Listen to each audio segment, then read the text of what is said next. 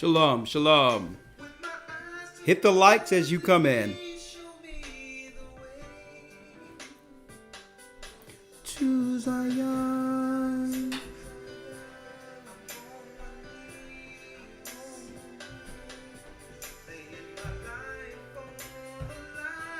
I'm begging, please. Hold on.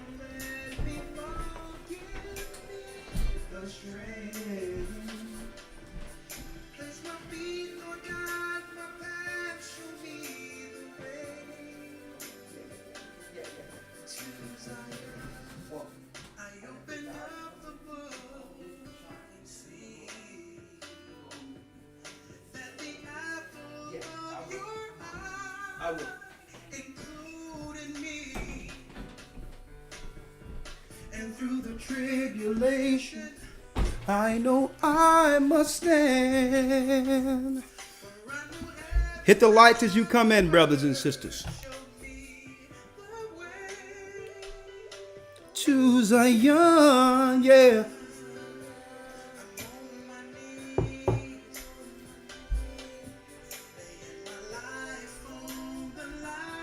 I'm begging, please. Please don't let me forget the strength to Zion, to Zion.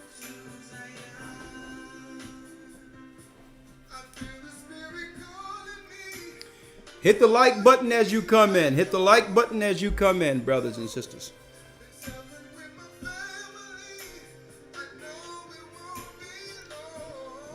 It won't be long, Israel.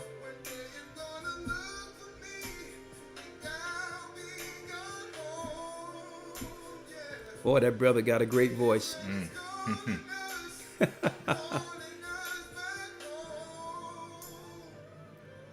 To Zion.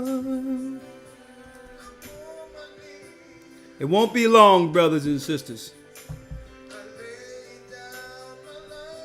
I'm begging, please.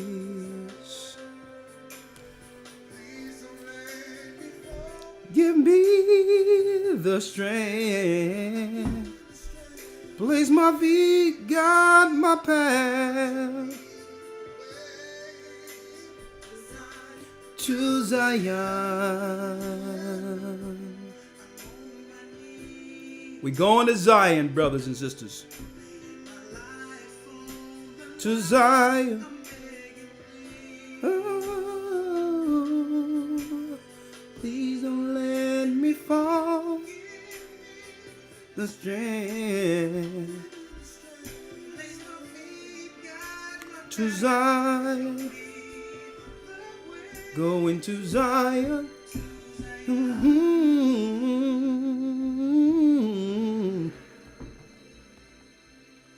Going to Zion. Going to Zion, brothers and sisters.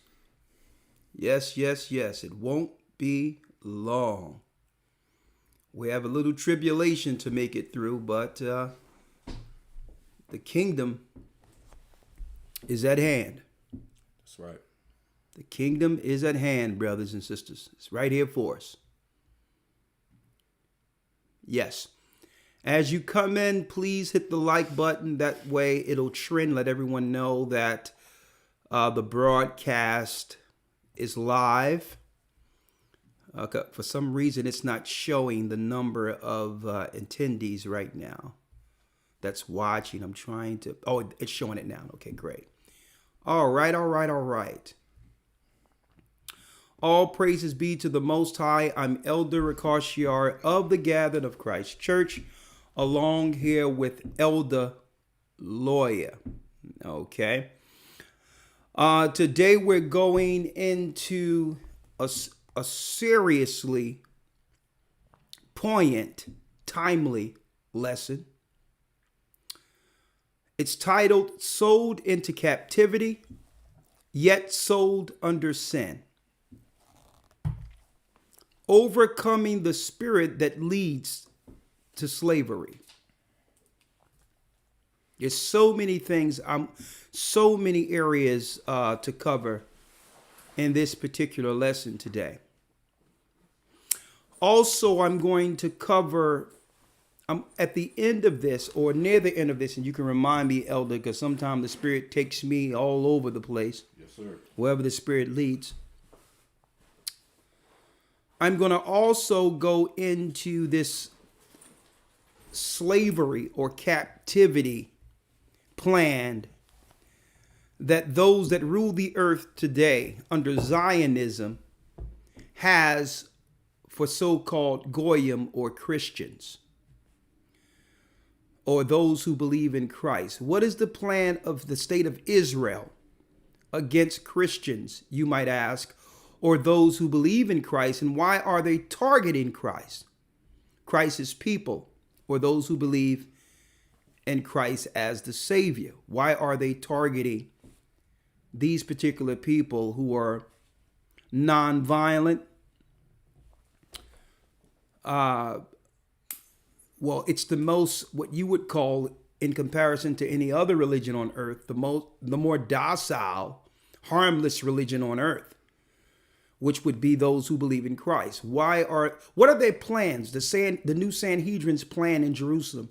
What are those plans for Christians by the Zionists who are now at war in the Middle East? I'm going to go into that, and that all ties into this lesson today. Sold into captivity, sold under sin. Now, before we begin the lesson today, and brothers and sisters, get your pen and pad out. Relax, get in the spirit to receive the living word today. And hopefully through the Most High, the spirit of the scriptures on this Sabbath will resonate with you and guide us all into one unified spirit under the Almighty. We're in some serious times.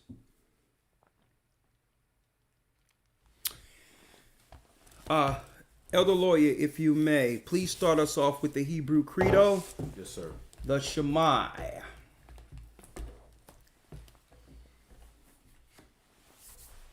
Shema Yasha'Allah Ahaya Allahayanawa Ahaya Akkad. Shema Yasha'Allah Ahaya Allahayanawa Ahaya Akkad. Shema Yasha'Allah Ahaya Allahayanawa Ahaya Akkad. Shema Yasha'Allah Ahaya Allahayanawa Ahaya Akkad. Shema Yasha'Allah Ahaya Allahayanawa Ahaya Akkad. Shema Yasha'Allah Ahaya Allahayanawa Ahaya Akkad. Hear, O Israel, the Lord our God is one. Hear, O Israel, the Lord our God is one God. Okay, shalom, brothers and sisters. I'm Elder Ricard Shiar for those who've come in. Okay, we're at 500. Brothers and sisters, that number should be up as far as likes, way more than that, so that we can get more people in to hear this important message on the Sabbath. So as you come in, if you haven't already, hit the like button. And at your own convenience, if you can pull up a separate page and go to A Gathering 144, the home page. If you haven't subscribed to our home page, you really need to do so, because in the state of these emergencies, you're going to need to know real time what's going on according to prophecies.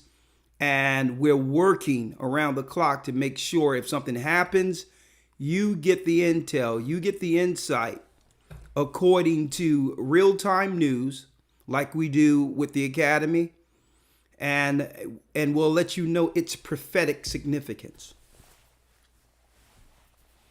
Okay, so make sure you go to our page, subscribe to our A Gathering 144. That will be the main page.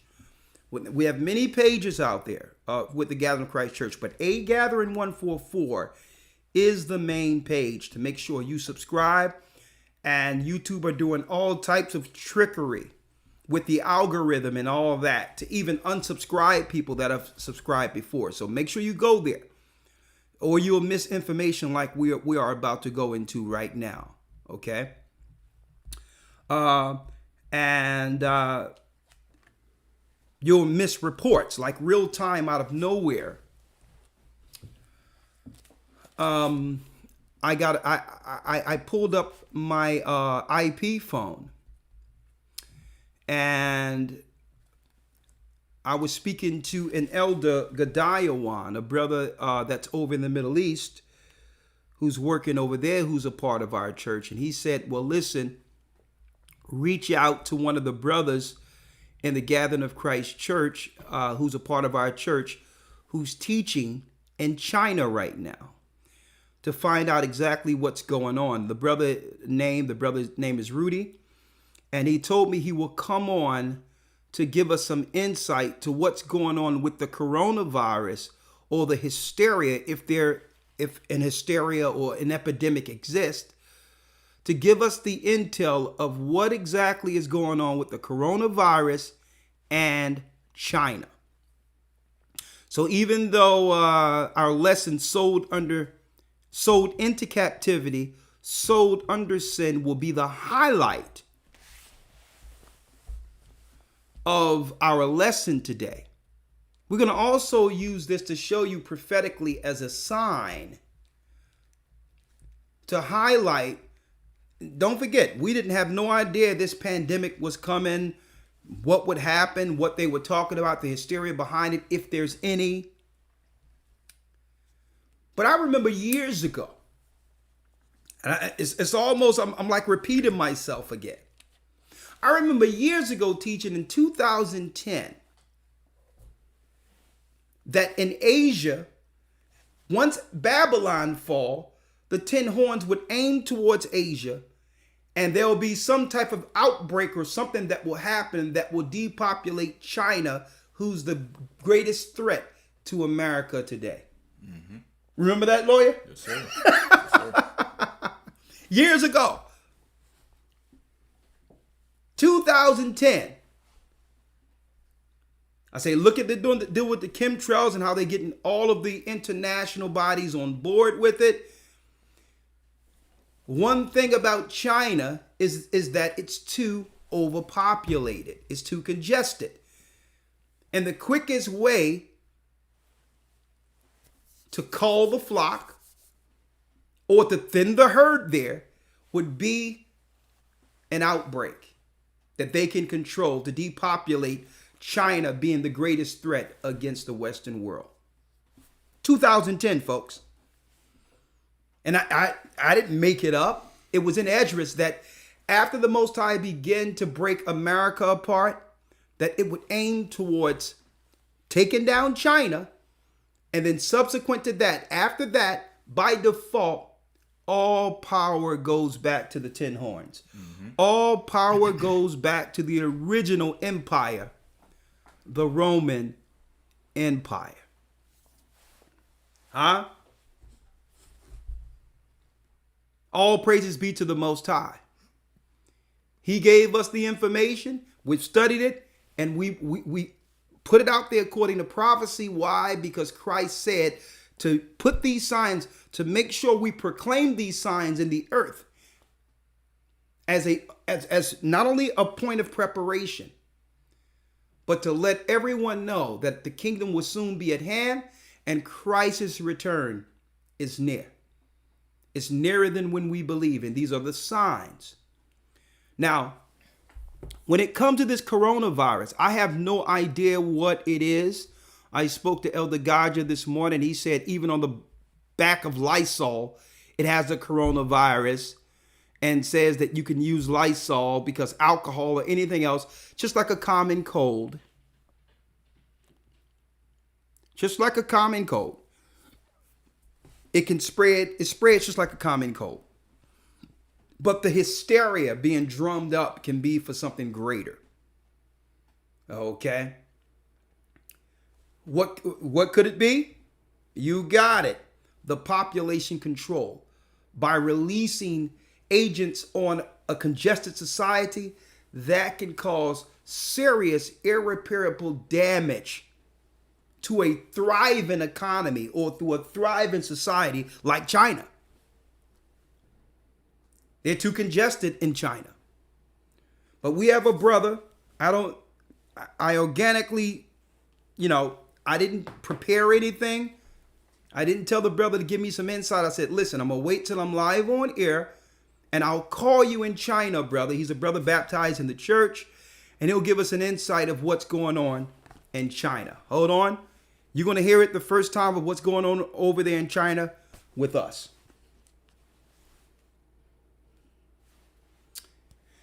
Let me call him up.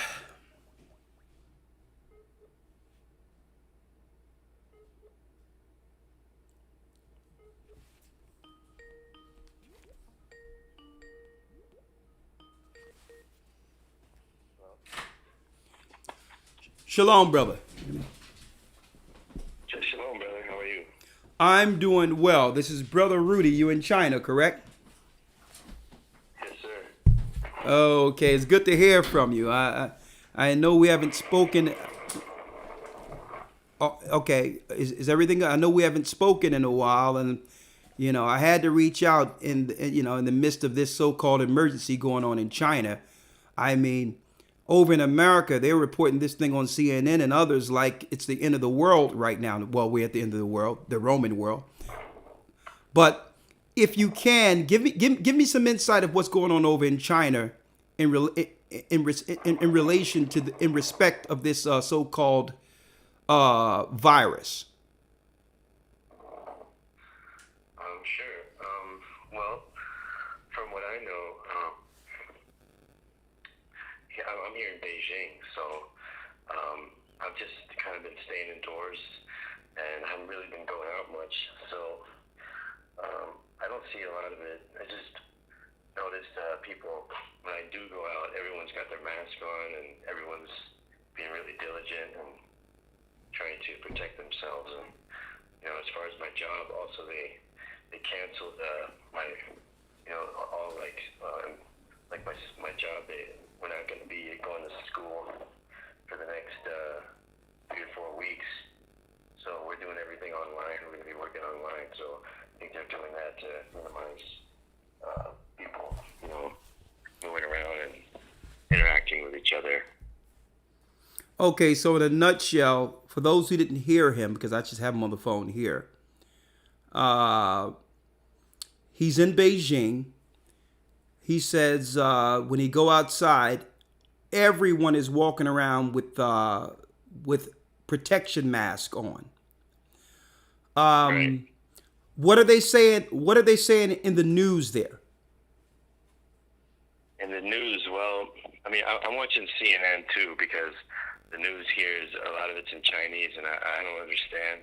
But I'm getting also my news from my place of employment, and they're taking it very serious. So they're telling us to stay put and to stay at home, and just to not really go into like public areas and where there's lots of people. So they're taking it serious, but I've been staying away from where a lot of people are, so I don't really see I don't see a lot of what's going on myself.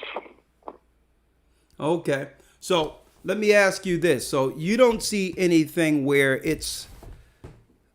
there's not, you don't see people falling out, and there's nothing out of the ordinary actually going on, is it? As far as sicknesses go. I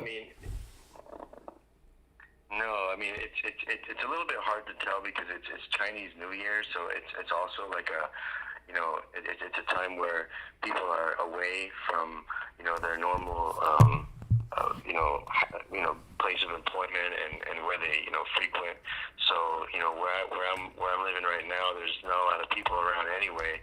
But the people that are around, they just put their masks on. They just go about their business. Even I'm staying indoors, but even I just go to the store and get some food and come back, and I just see people taking precautions, but I don't see anything crazy like it is in the news. But Okay. I only see what's going on in my area. Okay, let me ask you, how many people have quote unquote died so far from this particular virus? What are they reporting over there? Well, from what I've seen in the news, it's about 200 or so. 200. But that's in all Yeah, that's in all of China. All So of that's, China. I mean, if you think about it, yeah, and in perspective, it's not a lot of people compared to, some of the, like, in the U.S., 80,000 people die of the flu per year. So I don't really Okay. see that. Yeah. So do you see to some degree that some of these numbers are being or getting conflated? Is it more of a matter of fact? One moment. Let me call you from a different line. One moment, because they want to really hear you. One moment. Okay. All right. We're talking about the coronavirus for those Okay. who just come in. Okay, we up to 1,000 now. I have a brother in China that's giving us a live report on what's going on over there in China. I'm going to call you from a different line to see if I can bump this volume. Okay, brother? Okay, no problem. I'm going to call you right now. Pick right up. Okay. Thank you. Okay, sure. Let me see if this is a little better.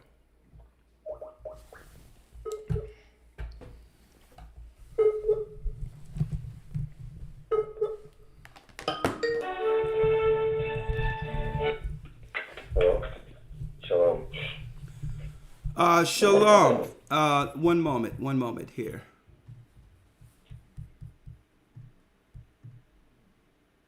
Okay.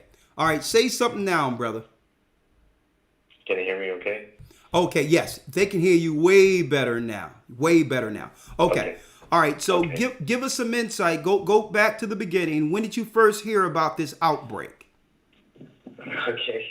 I guess I heard about a week ago. And I was going about my normal business, and I actually took the bus and the subway, and I noticed there wasn't a lot of people around. But being that it's Chinese New Year, there's not a lot of people around anyway, and everyone's got their mask on. Like every single person has their mask on. So people are taking precautions, and it just I don't see a lot of the like what's going on in the news, because I stay in my neighborhood, in my area. So I'm just taking precautions myself, staying indoors mostly. And my place of employment, they also kind of canceled the next few weeks of work just to kind of contain people from trafficking Okay. and, being around each other. Okay. So you're saying this is wild. So you're saying that they're canceling employment there where you have to work indoors? Yeah, as far as my job, because I'm a teacher, so I work at schools, and a lot of the schools here, they're going online right now so that kids don't have to go to school and people don't have to go, take public transport and, be in highly populated areas together. Okay, how much of this do you believe is more so uh you know more so an international type of drill, so to speak, than more so a threat? Because 200 people, usually like what happened with the so-called swine flu, what happened was they were using regular flu symptoms as well as colds and regular flus, and those that were dying from those particular issues were being added to the swine flu numbers to prop up and make it an epidemic, Right. right? So how much Right. how much do you think this is more media hysteria than anything? That's what I think. Plus, most of the people that are reportedly have died are, elderly and people that would compromise immune system. So I think it's hard really to tell, what's really going on. Yeah. So this is similar to what the swine flu hysteria was in the United States, but they're doing it in China right now. As far as you can see, you don't see anyone dying over in China. You haven't witnessed anyone sick or falling over in Beijing. No, I haven't seen that myself. No, Okay. I just, yeah, I just see people taking precautions, and the government, is taking precautions too, and like you said, it seems like it could be just, setting some kind of a like a stage for it, or just kind of like to see how things play out. Because my one concern that I have is if things shut down and then I can't get out of here, or I can't move around, then like what's the next step? So it seems like they're kind of seeing how, or they're seeing how things could play out possibly. Well, I'll tell you what, brother. First and foremost, that's why we've been putting it out there for years. That the reality is, regardless of what they're promoting, one of these days, you understand, one of these days, it's going to go live. It will be real. So just like the government is putting in the emergency strategies in place, they're not doing it just to be messing around here. They're not doing it just to say, well, okay, they're not just crying wolf here. So what's going on is, even if it is a drill, it's for something that's about to happen. Right. So if they are preparing for hysteria in drill mode, what should we be doing, knowing that these people are not putting millions of dollars to just do a drill, to get the emergency sector in place, the security sector in place, the military in place. So regardless of how they're using this, something will happen. So let me ask, in the midst of this, because we've been saying this for the last 6-7 years now, who has in their home excess of water, excess of food supplies, dry goods, herbs, all the things that we need in the state of an emergency, so we're not amongst the people with the mass out there, and therefore we're not part of the hysteria. And through that time that people are panicking, we can now make moves spiritually to move through this and get out of the way, the way of the storm. So what I'm asking you is, did you put in place what we said? Make sure we have extra water, extra food in the house, and things of that nature. Yeah, fortunately, we had some food, and most importantly, I had some herbs that I had with me, just in case. I had some like nutritional products and stuff that I can't get here. So fortunately, I had like some extracts and some herbal products and some oils also. We use essential oils also that helps, just to disinfect and things. So, a lot of the stuff I can't get here. So I'm fortunate that I brought it with me. Okay. So, yeah. Well, you and I are going to talk offline soon, because just like you free travel, you travel all around the earth with different jobs internationally or whatever the case is. So hey, you may have to look at alternative options for employment, outside of there, because I'm gonna tell you, China is usually the beta test for the whole world. Whatever they're gonna do in a populated society, as far as the government goes, as a form of security and control, it's usually tested first in China. Even when it comes to the slave labor and all the things they have done, the sweatshops they have, and all of that, the slave wages, all that stuff, believe it or not, the Zionist powers have always used China as the testing ground for what they'll roll out internationally. And one thing about it is, you see it, you're witnessing it yourself. Excuse me. What you're witnessing right now is that place is overcrowded. Okay, it's disproportionately overpopulated. So we were talking about this for a while. The same time they take down Babylon, they're going to begin to take down America. Why? Because these are the two financial superpowers of the earth. Everyone is looking to China and America, not realizing that the world powers and the Rothschilds and the Rockefellers and those families are looking to implode both of these sides economically And at the end of it,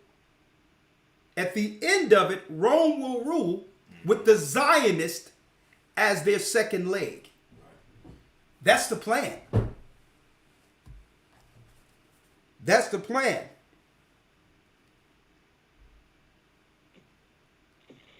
Okay, so what I need you to do, brother, in the academy tomorrow, I need you to talk to someone who's, I know you probably have Chinese friends there. Give us a perspective from the Chinese who are living there. I want that perspective tomorrow. All right? Okay. And okay. I'm going to call you in within the academy. And I've received your perspective being, an American living amongst the hysteria or the they try to make it a pandemic. You've been living amongst it. That's your perspective. Tomorrow, what I want to know is, after speaking to a few of the Chinese, what are they thinking?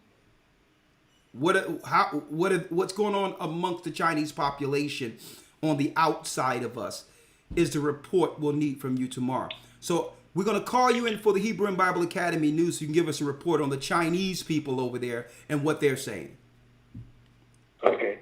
All right. I'll do that. Is that good?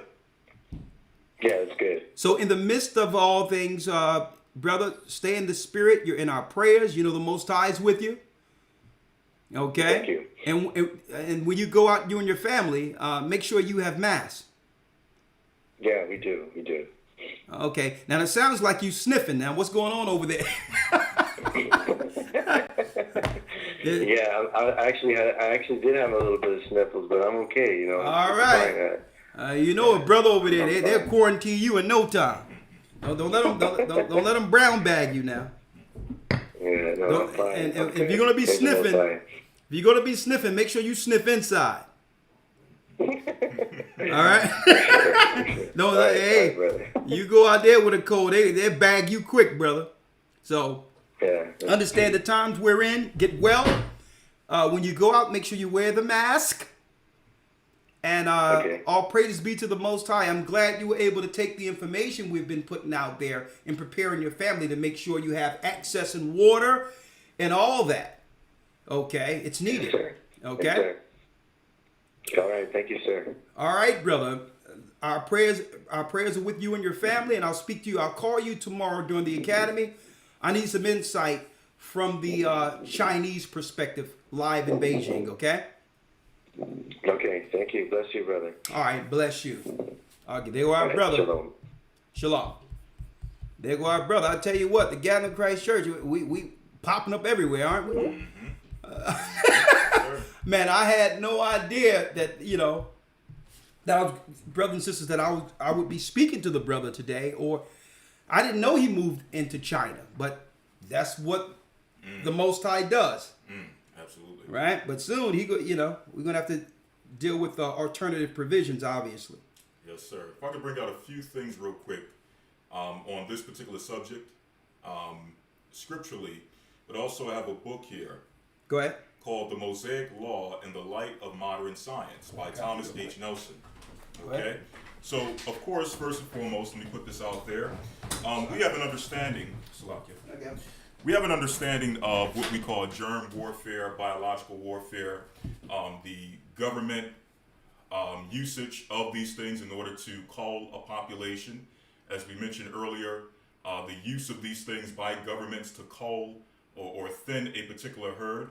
We understand that these things exist, but also we have to understand the biblical aspect of, how these things work and how the Most High views these particular outbreaks, sicknesses, diseases, plagues, so on and so forth. I have a scripture here in the book of 2nd Ezra, chapter 7, verse number 20, where it says, "For there be many that perish in this life because they despise the law of God that is set before them." Let me read this again. "For there be many that perish in this life because they despise the law of God that is set before them." So the question is, what does this have to do with disease, plagues, outbreaks, so on and so forth? Well, the further society moves from the laws of God, the the more they put themselves at risk for outbreaks, plagues, sicknesses. Okay? Yep. Go on. Yes, sir. I'm going to read this again, and you can elaborate. I'm going to get a few excerpts out of this particular No, book. go ahead. Yes, sir. So this is 2 Ezra chapter 7, verse number 20, where it says, "For there be many that perish in this life, because they despise the law of God that is set before them." Chapter and verse. 2 Ezra chapter 7, verse number 20. So I was mentioning, what does this have to do with outbreak, disease, plagues, sicknesses, so on and so forth? Well, basically what the scriptures are showing is that the further we move from the commandments of the Most High, the more we put ourselves at risk to perish from sickness, from disease, from outbreaks, from plagues, so on and so forth. And again, the title of this book is The Mosaic Law in the Light of Modern Science by Thomas H. Nelson. And let's see what he says about the laws of God and the practicality of these laws and how they actually protect the society. It's strange that we're in a world, in a society which mainly, especially coming from those who are supposed to be upholders of God's word, telling us that we do not or should not keep the commandments of God. When we're going to show you that it's the commandments of God that protect, okay, to a degree in these particular situations. Yeah. Okay. So this is page number 15. I'm just going to read a few excerpts here. It says, the most modern research, you can elaborate at any point. It says, the most modern research proves that not one command of the original law can be rejected without the offender suffering physical loss. Spiritually speaking only, it is true that Christ is the end, meaning the purpose of the law for righteousness, and we are not under the law, but under grace. Look at some of the reasons why the commandments of the law were given. You get a little closer. Yes, sir. The law commanded that every Hebrew must wash his hands in running water after handling diseased or dead people or old polluted things. Why wash at all? And why in running water particularly? Now, after the lapse of the 4,000 years, science has discovered that much disease is contagious and infectious and is propagated by infinitesimal bacteria. So they've just figured this out relatively recently in science. But the laws of washings and purifications were in place, keeping the law to stave off diseases amongst the children of Israel. When we were a people, cleanliness was a law. Cleanliness, that's where you get the term cleanliness is godliness. Right. Because part of our law was cleanliness and purification and washings in certain instances to stave off disease. But go on. It says, these disease bacilli live in ethereal media and are hatched out and multiplied by the bodily heat of the one receiving them. And diseases, both contagious and infectious, are thus spread. To wash in a bowl of water is, after the first dip, to wash in a polluted fluid full of deadly germs, leaving many of them on the hands and body when the bath is finished. But when the washing is done in running water, as the scriptures prescribe, they are constantly being carried away, so that when the bath is finished, the hands or body are freed from the disease bacteria. Exactly. And that's why the priests, all of the temples for the priests were near running water. All of the temples that were in the suburbs along the lines of each tribe, Judah, Benjamin, and Levi, the place of sacrifice, washings, and purifications, the temples were always on the banks of or near living water.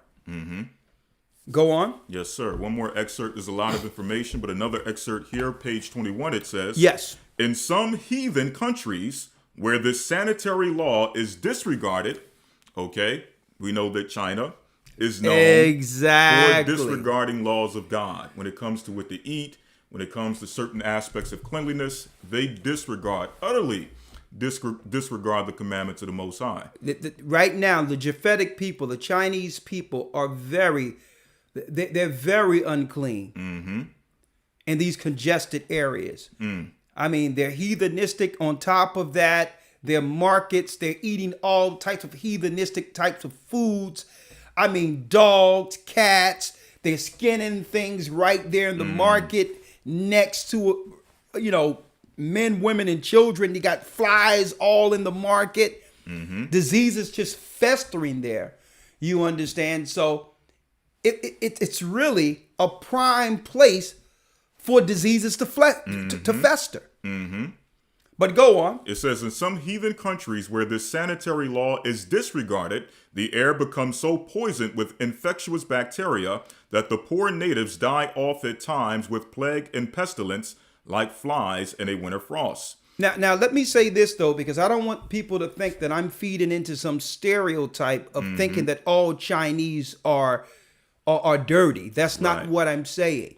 Right. Okay, what I'm saying is the way their markets are established, are set up. Let me tell you, it's a toxic bomb for disease. Just the way the whole thing is set up and how the markets are so congested without regulation. They don't have the same regulations in China that they have here in America. And sometimes, America skirts the line or whatever the case is before certain inspections and all that. But in China, there is no regulations like that. And then let me tell you, so I'm not going to say it's all Chinese because I've met some Chinese people that are very, very clean. It depends on the environment they came out of, whether or not they came out of the low ghetto parts of China or the higher class of Chinese. So it's not all Chinese being dirty or whatever the case might be. I remember witnessing Lawyer right there on 46th and Chestnut Street. No, 46th and Chestnut. And this is about 20 years ago. A Chinese store 2 blocks away from West Park Projects. I'm walking down the street. The sun is going down. It's during the week, and this smell, this stench behind the Chinese store. I mean, it was unbearable. I'm like, it was worse than, I'm like, they got a dead body back there? Brothers and sisters, I looked into the trash, near the trash, and guess what was sticking out of the plastic bags? The skeleton and skull of dogs. Skinned dogs. Like, you can see the skeleton of the dogs, and they had dogs, cats, and all different types of animals. And here it is on the menu. I'm looking at this menu. I'm like, they got beef fried rice. They have chicken yak. They have all this, And I used to wonder, where did they get those little teeny ribs from? I'm like, I'm like, hold up. I know, even growing up eating pork ribs, I know what pork ribs look like. And I know what beef ribs look like. And I'm like, what is this? These little tiny ribs that they call spare ribs. It was animals, folks. And this is why it's not like when we were growing up where you can find a dog to adopt off the street. It doesn't work like that anymore. Since there have been an uptick of immigrants coming into our neighborhoods, they've been practicing some of those same sully practices of raising food, domestic animals as food, and selling it in our communities like they were doing back then. But go on, Elder Lawyer. Yes, sir. It says here, Yeah. has this law become obsolete, as some will say? Yeah. The ignorant believer in mere ceremonialism answers yes. But Moses, Christ, and modern science declare, till heaven and earth pass, one jot or one tittle shall in no wise pass from the law, till all be fulfilled. The Mosaic requirement that the leper be pronounced unclean, and it goes into other laws, Yes, and the importance of those laws. But the overall point is that in the time in which this earth begins to digress and go back into a state of anarchy, and the establishment and the abilities that we or the things we have access to right now are no longer available. One of the key things that's going to be imperative as far as staving off sicknesses and disease, so on and so forth, is the ability to keep some of these commandments of cleanliness. exactly. And I'm glad you're going into that, because we are going into that, and how this all comes around full circle when it comes to cleanliness and all of that. Because, folks, the plagues of Egypt is upon the world. They may try to pull it off and try to claim that it's corona flu, swine flu, this flu spread it from this animal to the market and a person caught it. They trying to, but the whole thing is this. When you look at this Bible, the Bible gives what you would call cleanliness laws to the children of Israel, because the children of Israel were able to do also, we were able to identify the spirits that come from uncleanliness, which leads to disease. That's right. See? So that's why, even though the Egyptians were catching hell over there in Upper Egypt, there was no plagues happening amongst Goshen. Being a clean people, not only being protected by the Most High, but we were the clean people. We were the clean line through Abraham, who understood how to operate in such a time. And that's why I was reaching out to the brother and saying, listen, and I'm going to talk to him offline on how to steer through that and not, and not fall under these plagues that the Most High is allowing to infect the world. Okay. The laws are very important. And that leads us to our lesson now. Check this out, folks. A very timely lesson we're going into today. Very timely. Sold into captivity, sold under sin, overcome, or how to overcome the spirit that leads to slavery is what we're going into. And how that's synonymous to what we're talking about. As the time grow near, the kingdom. As the time grow near, brothers and sisters, the importance of keeping the commandments, keeping God's law. It will be the only protector in this day. That's right. It will be the only protector. It's the hedge. And I'm coming right back. And you got it. We got 1,300 people in. Hit the like. We going into it today. And hey, we have information. Today we're going to be using some excerpts from The Negro in the New World. The Negro in the New World, brothers and sisters. This is a case study that was done in the 1800s under Sir Harry H. Johnston. A case study on all our people, all the blacks that were taken into captivity throughout different Western world countries and civilizations. And what were their scientific observations of us? And when I begin to read this book, brothers and sisters, I understand this. Folks,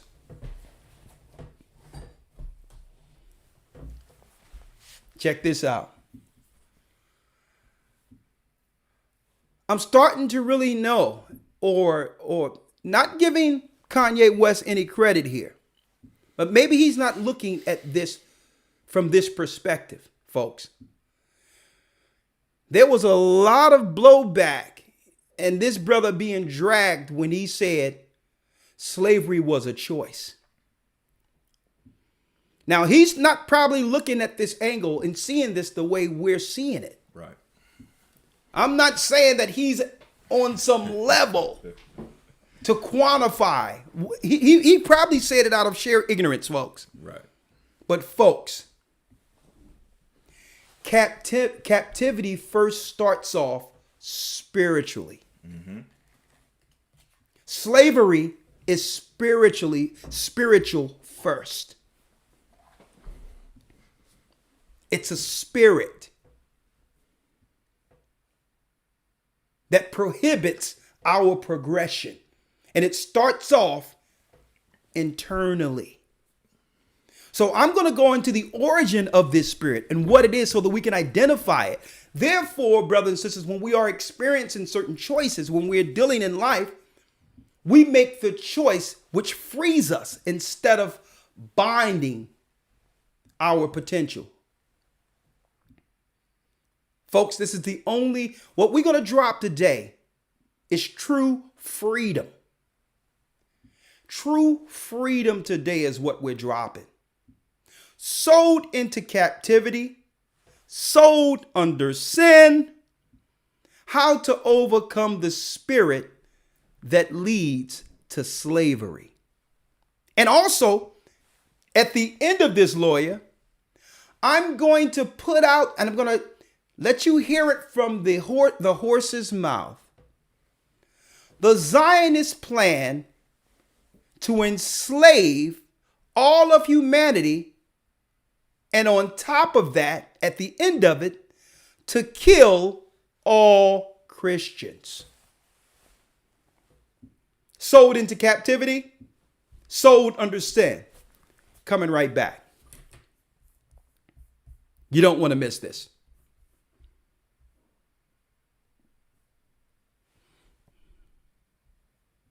You don't want to miss this.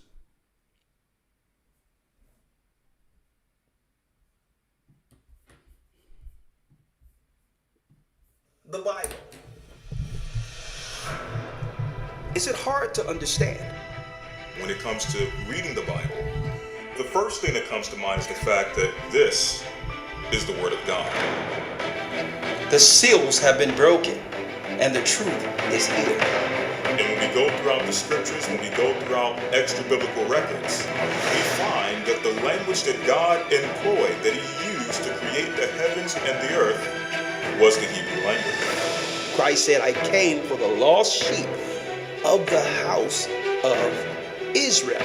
But yet no one, no religious leader, no religious church out there anywhere can now identify the 12 tribes of Israel. Can we? God is quite simple, but it seems as if man makes understanding Him hard. What are those mysteries? The truth of your book and the truth will make you free. The Hebrew and Bible Academy, you're invited.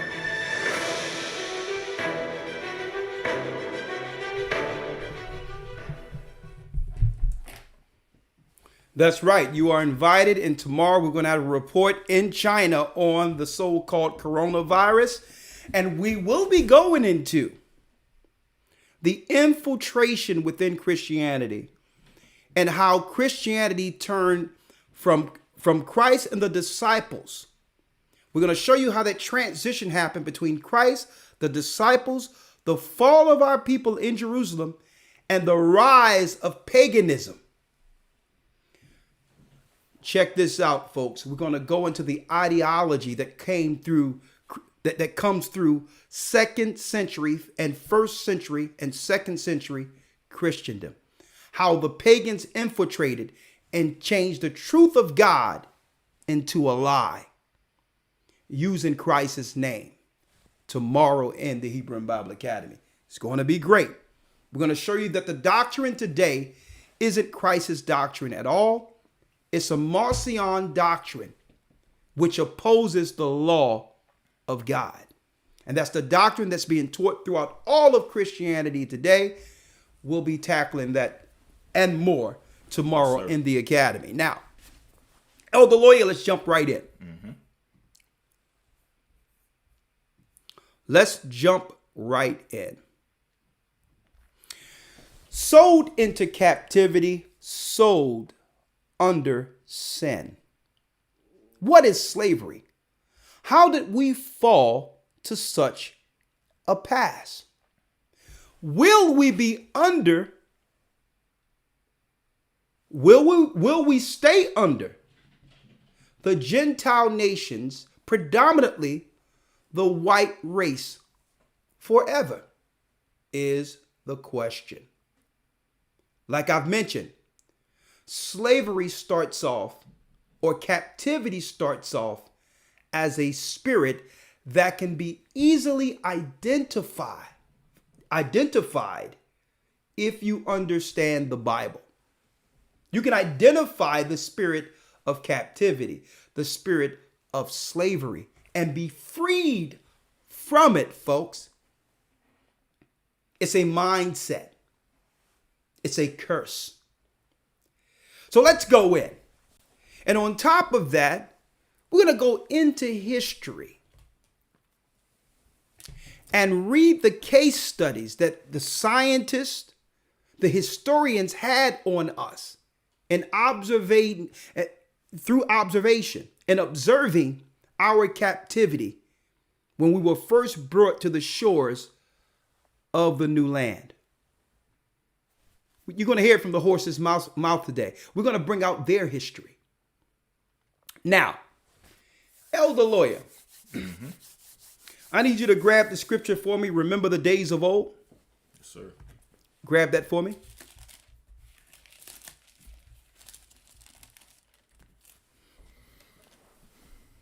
This is Deuteronomy chapter 32, verse number 7. Deuteronomy 32 and 27. Read. Verse 7. Verse 7. Go on. Remember the days of old. Remember the days of old. And consider the years of many generations. And do what? Consider the years of many generations. And consider the years of many generations. Consider the years.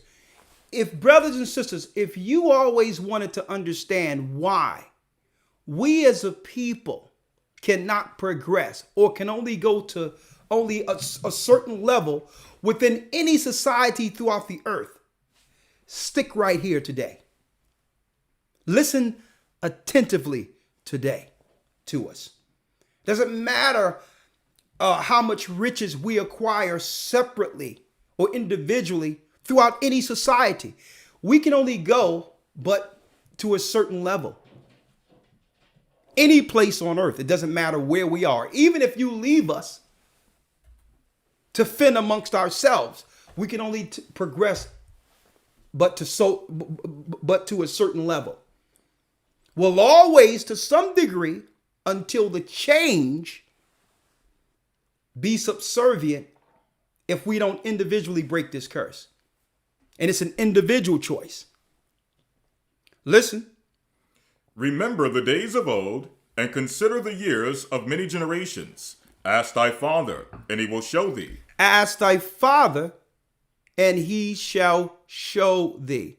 Now, unfortunately, we're living in a world where children are predominantly being raised in our communities without fathers who can instill the past history of how we as a people have come to such a pass.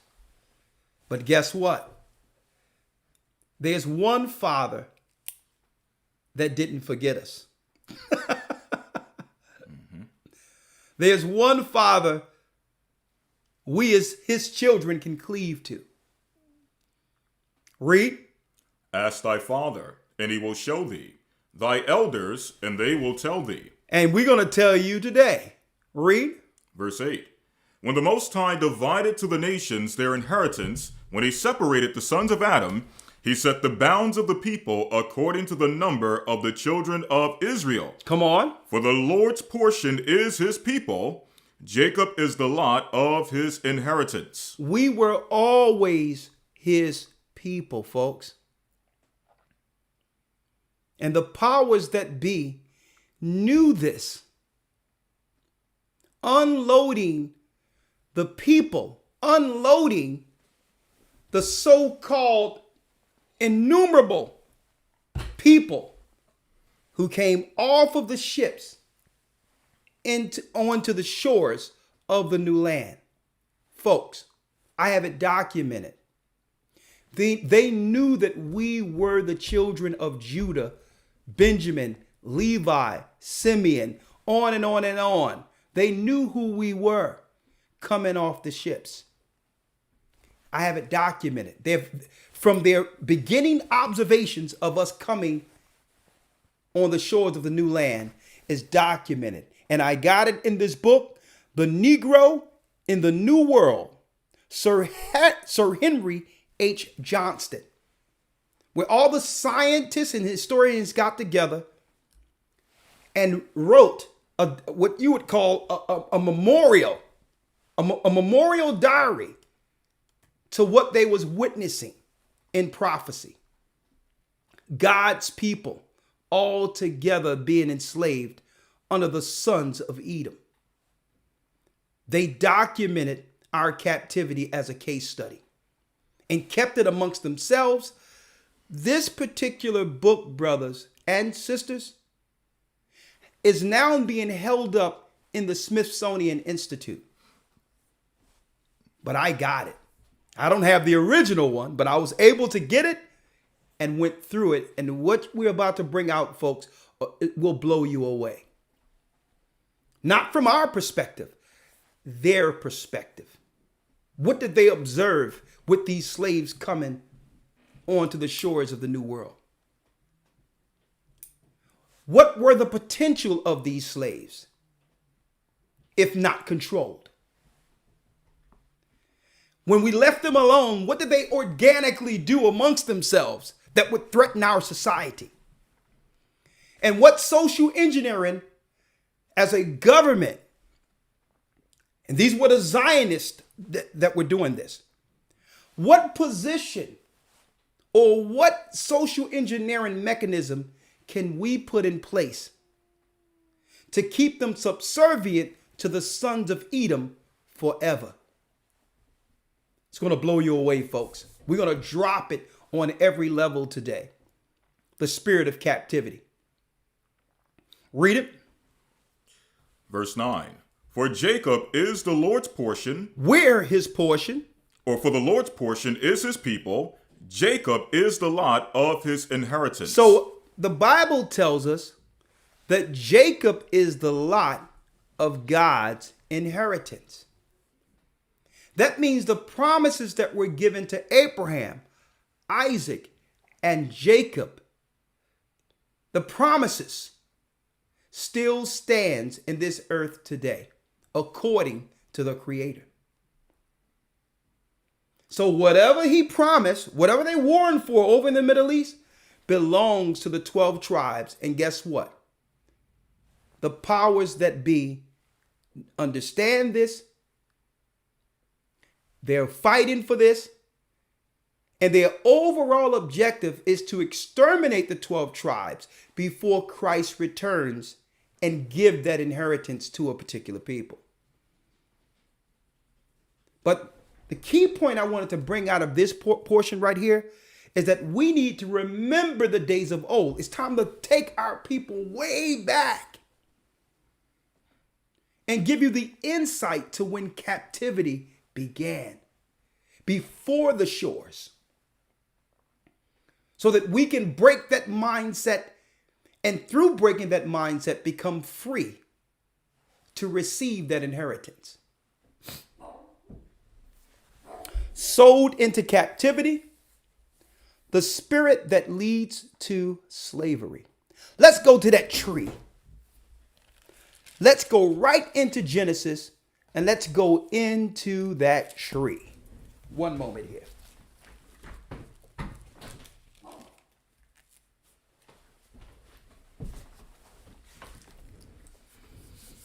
The book of Genesis, chapter 2, verse number 16. We're going straight to that tree. Why am I going here? I stated earlier, brothers and sisters, that slavery or captivity is a spirit. And this is what they don't want you to know. It's a spirit. Some people want to know, why is it that we have all these rich people that can amongst our people and intellects amongst our people? From every rung of life, our people are movers and shakers and are making it happen, aren't we? Why haven't we used any of that and insulated that for ourselves? What have stopped us? It's a spirit. It's a spirit, folks. And I'm going to drop what that spirit is and who's in control over that tree today?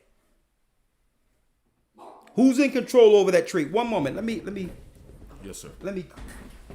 clear this noise out over here.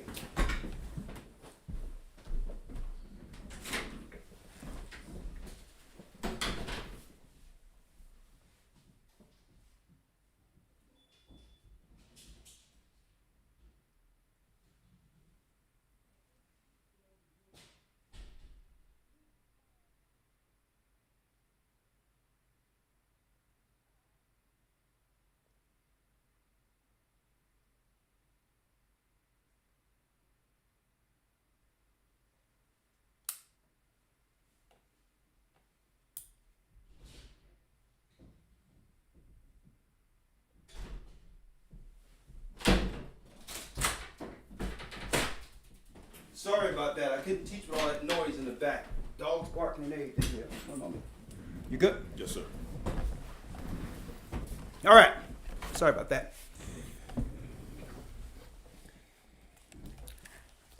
So let's jump right in. The spirit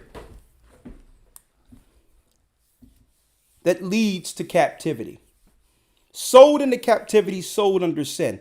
Let's identify that spirit, because a lot of us think it's just as simple as some people dragging us to the shores, of America or Jamaica or Cuba or Brazil, putting us on auction blocks, using Willie Lynch to divide the people. And I'm going to tell you this also. I examined that Willie Lynch letter. And every part about that letter is correct. But you know the negative piece of that Willie Lynch letter? It's as if we highlight a guy who came up with the psychology to keep us in captivity and ignore the God who said we were going into captivity. We highlight the Willie Lynch syndrome. Hold up. This happened before Willie Lynch. This captivity. This captivity, brothers and sisters, happened from one empire to the next. America was just the last of the captivity where we would forget our homeland and forget our name altogether. But captivity began right here in Genesis. That's where it started. With that tree of good and evil. And I'm going to show you. And I'm going to tell you why, folks, they don't want Israelites today dropping this type of information. Why? Because when you get into the core root of that spirit and teach it and quantify what that spirit of captivity is, you'll not only free the children of Israel, you'll begin to free the Gentiles also. Because the powers that be are using all of us. And they have a plan. I'm going to let you hear it from the horse's mouth today. The powers that be that are setting up a temple or a Sanhedrin in Jerusalem right now is planning to kill all Christians. Doesn't matter what your color is. Black, white, Gentile, it doesn't matter. And you're going to hear it today from the horse's mouth. Today. Let's get that curse. Come on. Genesis chapter 2, verse number 16. And the Lord God commanded the man, saying, Of every tree of the garden thou mayest freely eat, but of the tree of knowledge of good and evil thou shalt not eat of it, for in the day that thou eatest thereof thou shalt surely die. So the God of the Bible, his name is Ahiah for those who don't know. He told Adam not to eat of this tree of good and evil. Now, we went into this lesson many times in the academy. The Most High didn't plant this particular tree, brothers and sisters. When you look in Genesis 1, all of the herbs and vegetation the Most High made for meat was good. And he's seen that it was good. But the fallen ones who were relegated to this area created that tree. And of course, we went into that in serious detail in our lesson tracing the serpent seed. So I'm not going to delve into that. But the reason why the Most High told Adam not to eat that tree is because that wasn't the original tree that was made for good in creation. Satan created a tree to rival the tree of life. The tree of life would make man immortal, and we would live forever.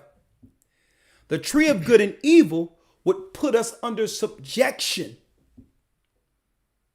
to the spirit who created it. So either we would serve the living God or fall subservient, servitude, you hear me? Captivity, captive to the spirit who created the tree of good and evil. Right? So follow me here. So as a result of that, read Genesis 3 and 6. And when the woman saw that the tree was good for food, and that it was pleasant to the sight, and a tree desired to make one wise. So it has some good elements in it. But it also has evil elements in it. See? It's good and evil. So there's some benefits to it, but it comes with what? Side effects. Read. She took of the fruit thereof, and did eat, and gave also unto her husband And with gave her. it to her husband. Now, what's in this fruit? First of all, the sin came first through what, folks? Our choices. Starting with Adam and Eve. Disobedience. Disobedience, a law made from the beginning, places mankind under subjection or captivity. Now, what was in this particular fruit? What is the side effects of this choice? Check this out, brothers and sisters. Let's go to Esdras real quick. 2nd Ezra chapter 3, verse number 19. And thy glory went through the 4 gates of fire, and of earthquake, and of wind, and of cold, that thou mightest give the law unto the seed of Jacob, and diligence unto the generation of Israel. Verse 20. And yet thou tookest not away from them a wicked heart, that thy law might bring forth fruit in them. For the first Adam, bearing a wicked heart, transgressed, and was overcome, and so be all they that are born of him. Hold up now. So this particular fruit or this choice does what? Read. For the first Adam, bearing a wicked heart, A wicked heart now. transgressed, And and was overcome, and so be all they that are born of him. Thus infirmity was made permanent, and the law also in the heart of the people, with the malignity of the root, so that the good departed away, The good will depart away, and the evil abode still. and the evil stays. Adam and Eve was infected, folks, with a genetic curse. Listen to this clearly. And this genetic curse puts them under subjection to the God who created the tree of good and evil, and it makes them more so subjected to serving their own flesh. Listen to this. Verse number 21. No, I want you to read 21, Yes, sir. Yes, sir. but I need y'all to really just marinate on that for a second. Marinate on that for a second. That through this spirit, we would begin to have a propensity to make the wrong choice, not to listen to the Creator, and serve our own interests. Our own selves is what we want. That's subjection. that servitude. So since we decided not to serve the living God and to serve our flesh, what is it for this spirit to lead to what? You serving other people. You're serving other nations. You're building other people's empires through these choices. Through these choices. Now, Sigmund Freud, one of the top wizards under Zionism, did a case study on this particular spirit, that there was an insatiable spirit in mankind that can be utilized if marketed to correctly. Because man have an insatiable appetite to want more and never be satisfied or content with what they have already. So if they got a TV, we can tap into that insatiable appetite and let them know that they need to make them believe that that TV isn't good enough. They need a bigger TV.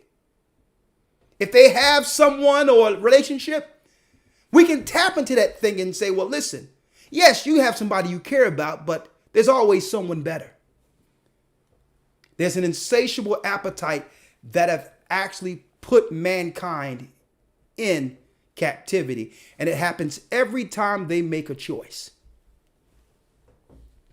And he was able to tap into that spirit, lawyer, and use that to market and to sell through propaganda any idea that's rolled out through government or through commerce to buy and sell. If we can tap into that insatiable spirit, what he didn't do is identify the psychology of that spirit and where that spirit ends us if we don't break free, identify it, and then become disciplined not to listen to it, because that spirit leads us into captivity.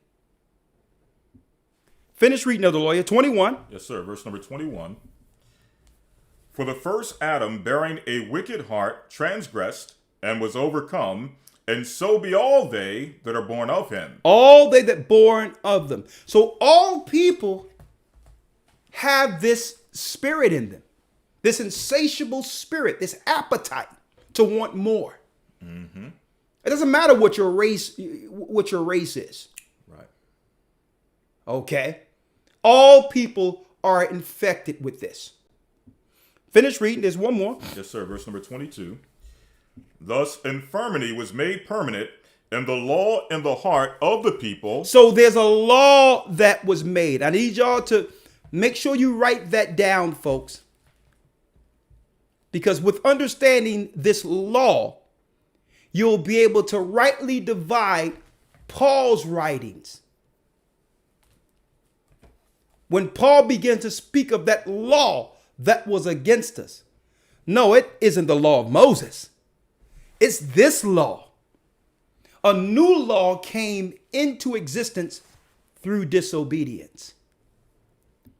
Read. Mm-hmm. Thus infirmity was made permanent, and the law also in the heart of the people, with the malignity of the root, so that the good departed away and the evil abode still.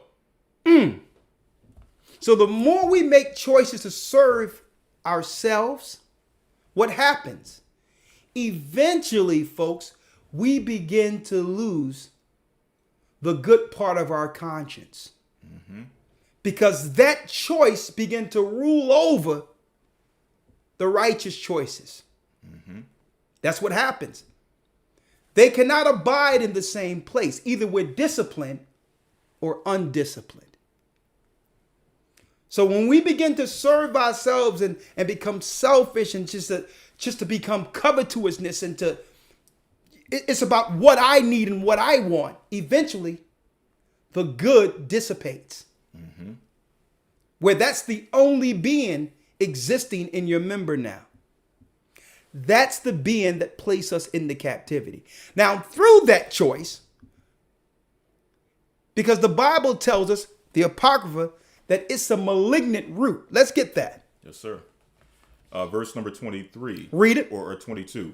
Thus the infirmity was made permanent, and the law also in the heart of the people with the malignity of the root. So there's a malignant root of this with this particular spirit. Now, if Satan, through his science and through his witchcraft,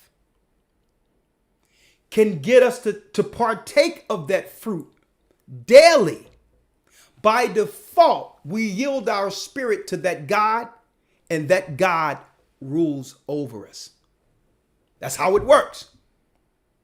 Now, if that God sets up a people after the children of Israel loses their portion, if he sets up a people, then now not only must we serve that God, we must now serve the people who pay homage and sacrifice to that God. You getting it now? See that? You have a tree presented by Satan. You partake of that fruit, and through that choice, your flesh comes alive, and you need to feed that insatiable appetite. And every time you feed that appetite, you break the law of God and become undisciplined. And through that, you become subservient to that God. And when the people are raised over you who know exactly how to sacrifice to that God, by default, you have to serve everybody that sacrifices to that God. Captivity. Check it out. Read it, Elder Lawyer. Jumping to verse back A up to verse malignant 7. root now. Come on. Jumping back up to verse 7, it says, And unto him thou gavest commandment to love thy way, which he transgressed. And immediately thou appointest death in him and in his generations, of whom came nations, tribes, people, and kindreds out of number. And every people walked after their own will and did wonderful things before thee and despised thy commandments. And despise thy commandments. So what did the Most High do? The Most High continually, brothers and sisters, throughout generations, he would do a reset. An opportunity here. He says, okay, your mother and father broke the commandments in the beginning. So the reset is, I'm going to bring a chosen lineage through Adam that will one day conquer that malignant root. Now, through time and prophecy, a people will come through, bring forth a chosen seed, and that seed, according to prophecy, this without blemish, who's not subjected to that root. Because this man have made the decision not to listen or partake of that tree and good of the evil, but to destroy it. Right? So let's do a reset. Children of Israel, I'm going to bring you from amongst the heathen, out of hard bondage of Egypt, and give you a land of your own. Here's a reset. I'm going to give you the tree of life, which are the law, statutes, and commandments of God. The other heathens, the Gentile nations, they're serving who's ever in power. Don't worry about the Gentile nations. They're just followers. Okay? But you, Jacob, if you follow the law, statutes, and commandments, I will give you one day again the tree of life that's prophesied. The tree that your mother and father chose not to partake of. But you must follow this law. So that was the reset, right? Choices. Now you must discern good from evil. I cannot take that root out of you. It's in you. You're going to always desire, you're going to always want things. That's the curse. But now you must walk with your eyes wide open and disciplined and know when you're making the wrong choices. So in order to do that, our God, being an equitable, righteous God, gave the children of Israel a law. So there's no excuses now. You know right from wrong. I'm going to give you a moral, civil, and a dietary and ceremonial law to follow. And this will govern you as the special people above all the other heathens in the earth who don't know any better, because eventually these nations are going to die, okay, by choosing the wrong tree. Any nation that chooses the wrong tree will die, because I said that if you partake of that tree in good and evil, you will surely die. So you Israelites, Jacob, you have a big responsibility here. Because not only must you uphold this law and keep Israel intact, you have to become a light for the rest of these heathens who don't know any better, and show them me also. Because Adam and Eve is the father and mother of us all, and the whole earth is infected with the malignant root. Right? So that's the narrative here, right? That's the narrative. I'm setting the narrative here. The reset. You have something, Elder Lawyer? Yes, sir. Go ahead. Deuteronomy chapter 4, verse number 5. Yes. Behold, I have taught you statutes and judgments, even as the Lord thy God commanded me, that ye should do so in the land whither ye go to possess it. Keep therefore and do them, for this is your wisdom and your understanding in the sight of the nations, which shall hear all these statutes and say, surely this is a great nation and a wise and understanding people. For what nation is there so great, who have God so nigh unto them, as the Lord our God is in all the things that we call upon him for? So as you were mentioning, the law was supposed to be our wisdom and understanding, so that the nations would look upon us and see the wisdom of the commandments and desire to serve the one and true living God. Exactly. So now, the first form of captivity or servitude happened by us making our mother and father, Adam and Eve, father and mother, making the wrong choices. Now, on a family level, it had a serious impact, because that servitude would first start with Adam and with Eve after partaking of this fruit. And this fruit is a malignant root. It's nasty. It's cancer. Okay? It's nasty. It leads to death. So let's go to the mother and father real quick. Let's go to Eve's curse for taking it. And let's go to Adam's curse for listening to his wife on this matter. Genesis chapter 3, verse number 15. Come on. In fact, verse 14. And the Lord God said unto the serpent, because thou hast done this, thou art cursed above all cattle and above every beast of the field. Come and on. Upon thy belly shalt thou go, and dust shalt thou eat all the days of thy life. Come on. And I will put enmity between thee and the woman. I would put a separation between you and the woman, speaking of the serpent's seed and the woman's seed. That means the serpent would eventually bring forth a race to fight against the woman's race. And we know the woman's race is the children of Israel, the promised people. Read.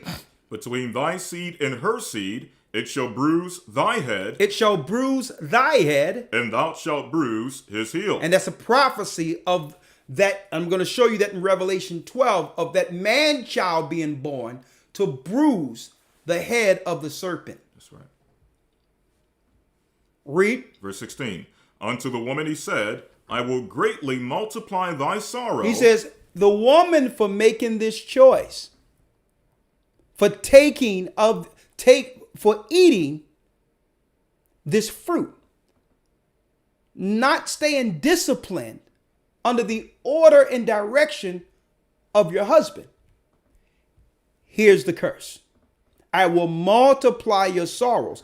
Now, when you look at that word sorrow, you know what it also is? It's not just pregnancies, brothers and sisters. It's the worry that's on the woman that men can never understand. Having to be overly concerned about everything is a curse. Why? Because you rarely get ease worrying about everything. That's a curse. And the Most High put that on the woman to do what? To only get relaxation and ease through the obedience that comes with having a husband. To assure you everything is okay. To go to work and do certain things that eases your concern. To give you that security. To help with your insecurities. Why did the Most High put this on Eve? Because she gave the poison to her husband. So he said, listen, to avoid that happening in the future, you'll have a worry spirit where you'll at least ask and concern, being so insecure in these matters. And you will listen to your husband like you should have. Right? So that's that inordinate worry spirit where a woman believes that I don't understand. Women love more than men. They got higher emotion than men. It's not that they love more. It's just that they wear it on their sleeves. It's part of their worry. See? It's a curse. Read. I will greatly multiply thy sorrow and thy conception. In sorrow thou shalt bring forth children. And in sorrow you shall bring forth children. Now the devil, through his science, gave women epidural. Now, no one likes to see anyone going through pain, folks. But the reality is it of this. The Most High put that curse in there so that women can remember that choice. The pain that resonated throughout all of the earth, even the animal kingdom. After they partook of this fruit, the Most High had to sacrifice an animal, the first dead animal. These were the pets of Adam and Eve. To cover their sins, something had to die, and carnivores and the whole animal kingdom began to go out of whack, and they began to attack each other and all that. The whole earth went mad after this choice. It had a ripple effect throughout the whole earth. So he says, no. This is what's going to happen, sister. This is what's going to happen, daughter. Read. And thy desire shall be to thy husband. You're going to always feel empty. And have not totally empty, but that fulfillment will only come by that husband easing your uneasiness. He's going to give woman an what you would call an inordinate worry spirit. And that's why it tells us in the New Testament, give honor to the woman as the weaker vessel. Understand their weaknesses. They're very, very emotionally fragile. So we must respect that because they're easily broken. You have to understand how you can speak to them, how you can talk with them, how you interact with them, because they're easily hurt. So a lot of that posterity or that women put up of being hard and all that is to try to cover that spirit, to try to not get hurt again or harmed. It's just a front. It's just a front. Women were made weaker than men, so that the Most High could have her depend on mankind now and trust man again. And I'm going to tell you, that curse will not be broken until that bond is made back whole. Because they wouldn't have slaves if it wasn't for what? Broken families. So Satan in the beginning broke the family. Had one go against the other, understanding by default he would gain dominion over the earth. So broken families is a necessity to keep captivity going. Listen to what we're showing you here. That was the woman's curse. Read. Verse 17. And unto Adam he said, And unto Adam he said, Because thou hast hearkened unto the voice of thy wife, and hast eaten of the tree of which I commanded thee, saying, Thou shalt not eat of it. come on. Cursed is the ground for thy sake. In sorrow shalt thou eat of it all the days of thy life. Adam, you know what? The earth was given to you.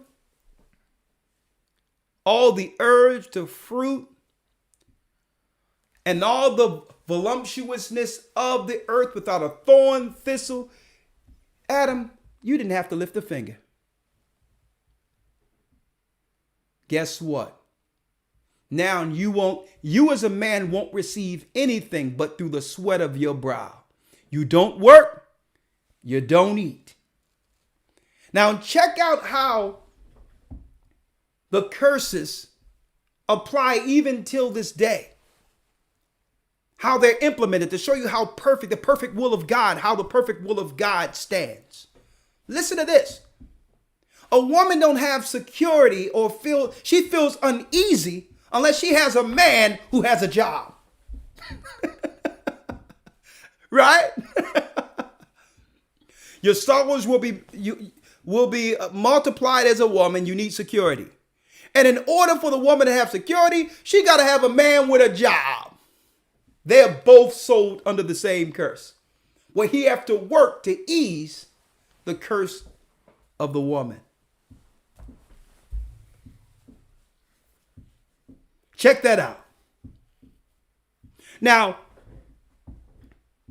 I wanted to break this down at its lowest level first. Why? Because, brothers and sisters, the Most High is bringing us out of captivity here. And in order to get out of captivity, we must understand that captivity is a spirit first, that we're sold under. That at that point, when you realize that, you're a free man. You're a free woman. Because now you know how to maneuver with this thing in you. This thing that puts us under bonds, that keeps us subjected to the God of this world and the people they set up. See? Now,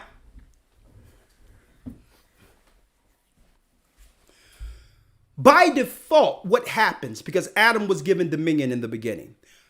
Job 9:24. Let's read it.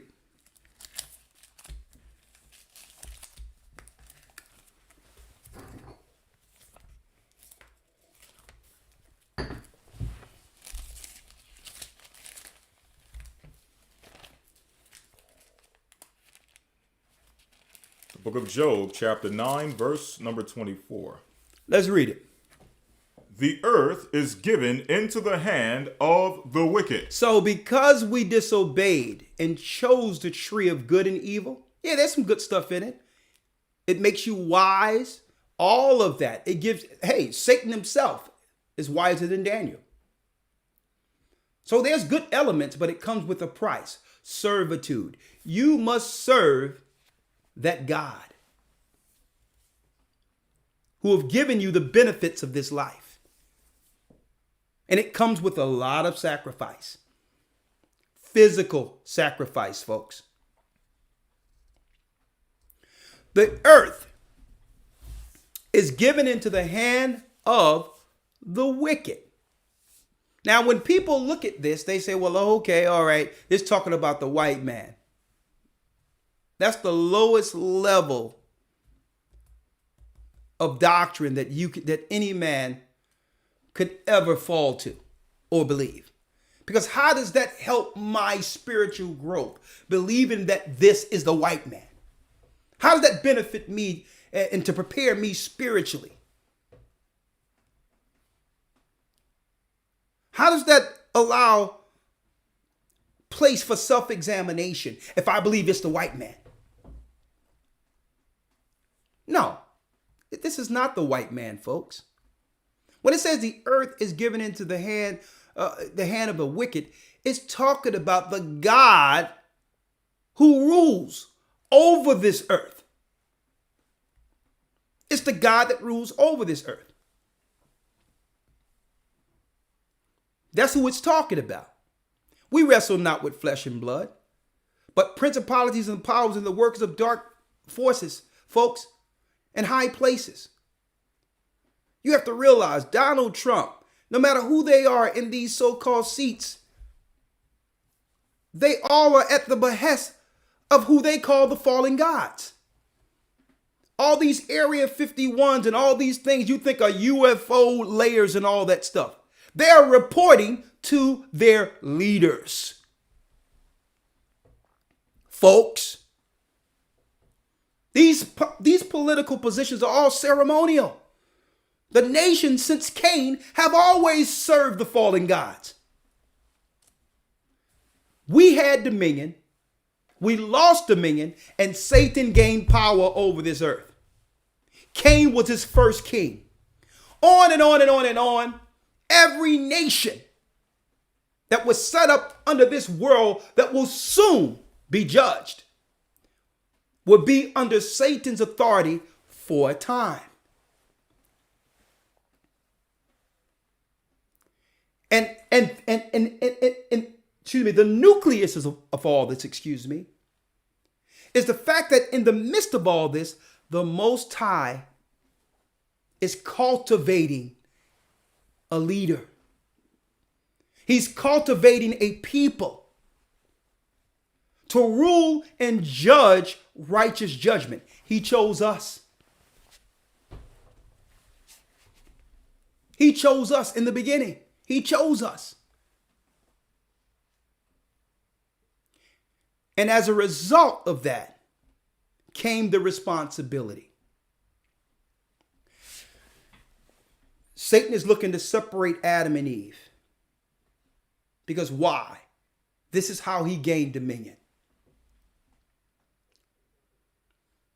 So family is what we must protect at all cost. With our own existence, we must protect family. First, that was the first curse, breaking Adam and Eve, selling us under sin, selling our children under sin. So the Most High had a reset. Let's go to Deuteronomy 28.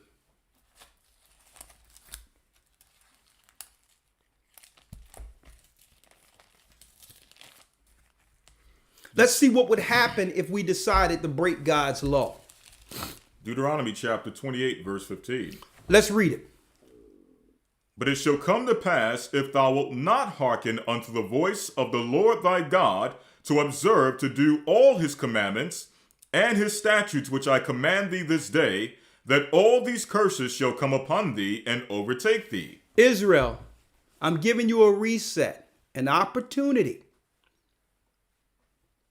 to lead, to gain back the dominion that was lost through our father and mother with a new tree of life. It's the commandments, the law, statutes, and commandments. If you follow, I will bless you above all people. If you disobey, like your father and mother, you'll what? All these curses shall come upon thee and overtake thee. All these curses shall come upon thee and overtake thee. Now, folks, I'm going to go through each curse. And then at the end of this, I need you all. It doesn't matter what race you are, what color you are, what religion you follow. If you believe in this Bible, I need you to identify what people in the earth today closely relates to what was given or told Moses concerning curses. Who are the cursed people? Who are cursed through disobedience and sold under sin? Read them. We're going to go down. We're going to read them quick. Let's read them. Yes, sir. Verse 16. Cursed shalt thou be in the city, and cursed shalt thou be in the field. You'll be cursed in the city. Look at what's going on in the major cities, even in America. Cursed in the field, picking cotton, picking peas. Matter of fact, the whole international economy was built off of slave labor. The nations who rule over us chronologize our captivity from its inception. And I'm going to show you. I'm going to read out of their own books of observations. Read it. Verse 18. Cursed shall be the fruit of thy body, Your children. and the fruit of thy land, the increase of thy kine, and the flocks of thy sheep. Come on. Cursed shalt thou be when thou comest in, When we're born. and cursed shalt thou be when thou goest out. And I'm going to tell you, the greatest curse that could have happened to our children is the curse not to ever see the light of day. Where now we're living in a world in which there's a choice that's given to woman now on whether or not she should keep the fetus. That's what they call it.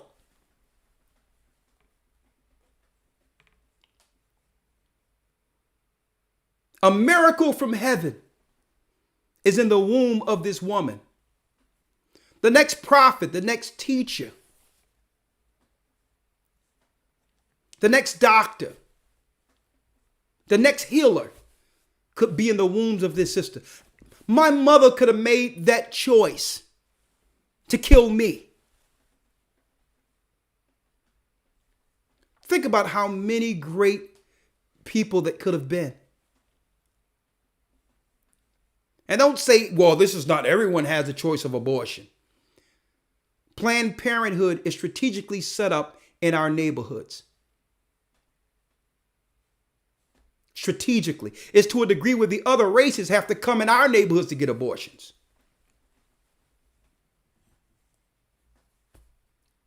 Read it. Verse 20. The Lord shall send upon thee cursing, vexation, and rebuke, in all that thou settest thine hand unto for to do, until thou be destroyed, and until thou perish quickly, because of the wickedness of thy doings, whereby thou hast forsaken me. The Lord shall make the pestilence cleave unto thee. He shall make the what? The pestilence cleave unto thee. The pestilences. And you know why? Because when we begin to operate like the heathen were operating, then what will happen? Because don't forget, under our laws is the laws of washings and cleanliness. So if we began to follow the gods of the nations and live like the nations, eventually the pestilences that overtook Egypt would begin to plague us. Rats, roaches, infestations. I drove through North Philly the other day. I had a brother with me. I said, look around. And the trash was just strove all over the place. And I'm like, you know what? They can't even see it. They don't even know that's trash. They don't even know that the effects of them just leaving this stuff all over the place. That more rats, more roaches. We're in our houses with the raid and with all types of mouse traps being sold in the stores, not realizing we're feeding the infestations. The common sense thing to do is to every house go get a trash can from Walmart, put it in front of your house like the suburbs does, and throw the trash in the trash can. But they can't see it. They can't see it, folks. It doesn't exist. It's a curse. I mean, and one day I just pulled over and it's just a knot in my stomach. I went through North Philly and I just pulled over right around the corner from where I lived, because I remember when the block captains and all of us used to make sure we paint our steps in our houses, make sure the lights were strung.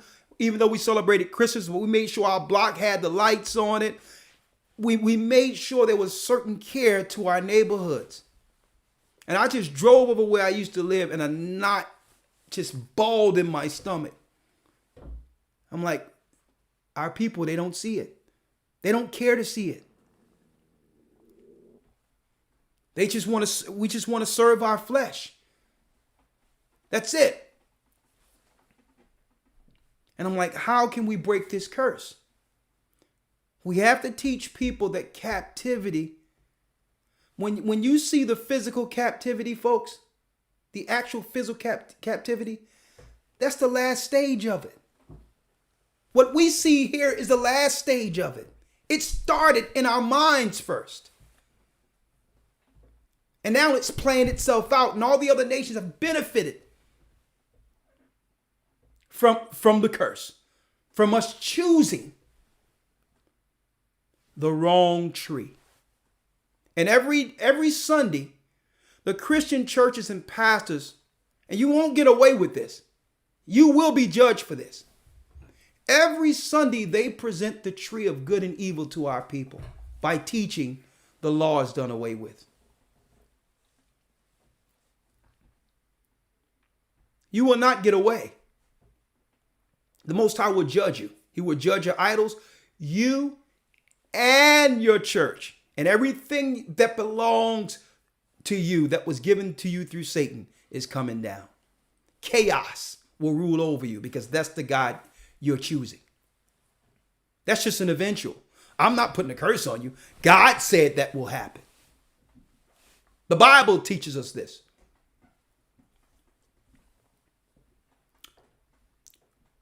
Let's read it. Yes, sir. Verse 21. The Lord shall make the pestilence cleave unto thee until he have consumed thee from off the land whither thou goest to possess it. Come on. The Lord shall smite thee with a consumption and with a fever and with an inflammation and with an extreme burning and with the sword and with blasting and with mildew and they shall pursue thee until thou perish. When you smell mildew and bacteria, when you see pestilences, folks, let me tell you, you would lose your mind if you can look into the spirit and see the demons that are bringing the diseases. It would be something out of the Nightmare on Elm Street if you can see the demons that comes with bacteria, mildew, the silent killers. These are spirits, folks. The sicknesses that's within our communities. It was prophesied. And the only thing we're saying in our communities now is, listen, God is calling us back. It's time for us to clean ourselves up. Come back to God's law.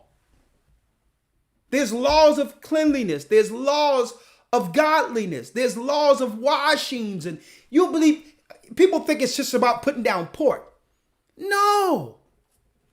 There's even laws when it comes to when a husband and wife come together, how they supposed to wash, and they're unclean until the morning. They can't go into the temple until they make sure they've washed themselves off and there's no trace of their interaction. Every level, there's cleanliness. So that the Most High would protect us from diseases, from filthiness, which leads to sickness. I don't understand why Christian church can't teach that. Read on. Verse 23. And thy heaven that is over thy head shall be brass, and the earth that is underneath shall be iron. That means that you will not receive that rain of blessings. Doesn't matter how much you work, you're never going to yield the amount of fruit to sustain you from one generation to the next. Now, mind you, folks, the Most High hasn't said anything about the white man right here. Notice that. And I can't emphasize that enough.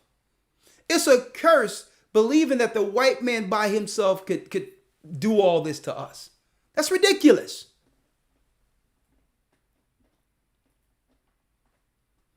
The white man cannot do more harm than the harm we've done to ourselves and continue to do to ourselves through our choices. I need y'all to think about that for a moment. He can only do what we allow him to do if we yield our soul to sin. If we disobey, now they have the right to lay hands on us and to do certain things to us. Because there's a code, there's codes, there's rules of engagement. And I'm going to go through that in a moment. Because they know we're the children of Israel. They know that if they curse us, that a curse will come upon us. If they harm us, that a curse will come upon us. But here it is. Here's the little small print. If they break your law, God, bets are off. They are sacrificing themselves to us. They have left the protection, and now they are now relegated under our authority. That's the rule. So if we can get them to sin, if we can put a tree of good and evil and have them fornicate and sin and disobey you, then by default, we're not cursed for destroying them. There's rules of engagement. We're just going to put the tree out there. Okay. Now, if they partake of the tree, now here's the cocaine. Here's the brick of cocaine. Now, if you sell it, okay. Hey, I didn't make you sell it. It just came out of the ground, cocoa plant. But if you sell it, your behind belongs to me. See, that's how it works. See, there's rules of engagement. The white man can't just do what he want to do. Okay. Finish reading. Verse 24. The Lord shall make the rain of thy land powder and dust from heaven. From heaven shall it come down upon thee until thou be destroyed. The Lord shall cause thee to be smitten before thine enemies. Thou shalt go out one way against them, and flee 7 ways before them, and thou shalt be removed into all kingdoms of the earth. Israel shall be removed in all kingdoms of the earth. If you disobey, you'll be moved into the new world, into new kingdoms. That was prophesied in Deuteronomy 28. Tell me we don't know what we're talking about. Tell me we're not the children of Israel.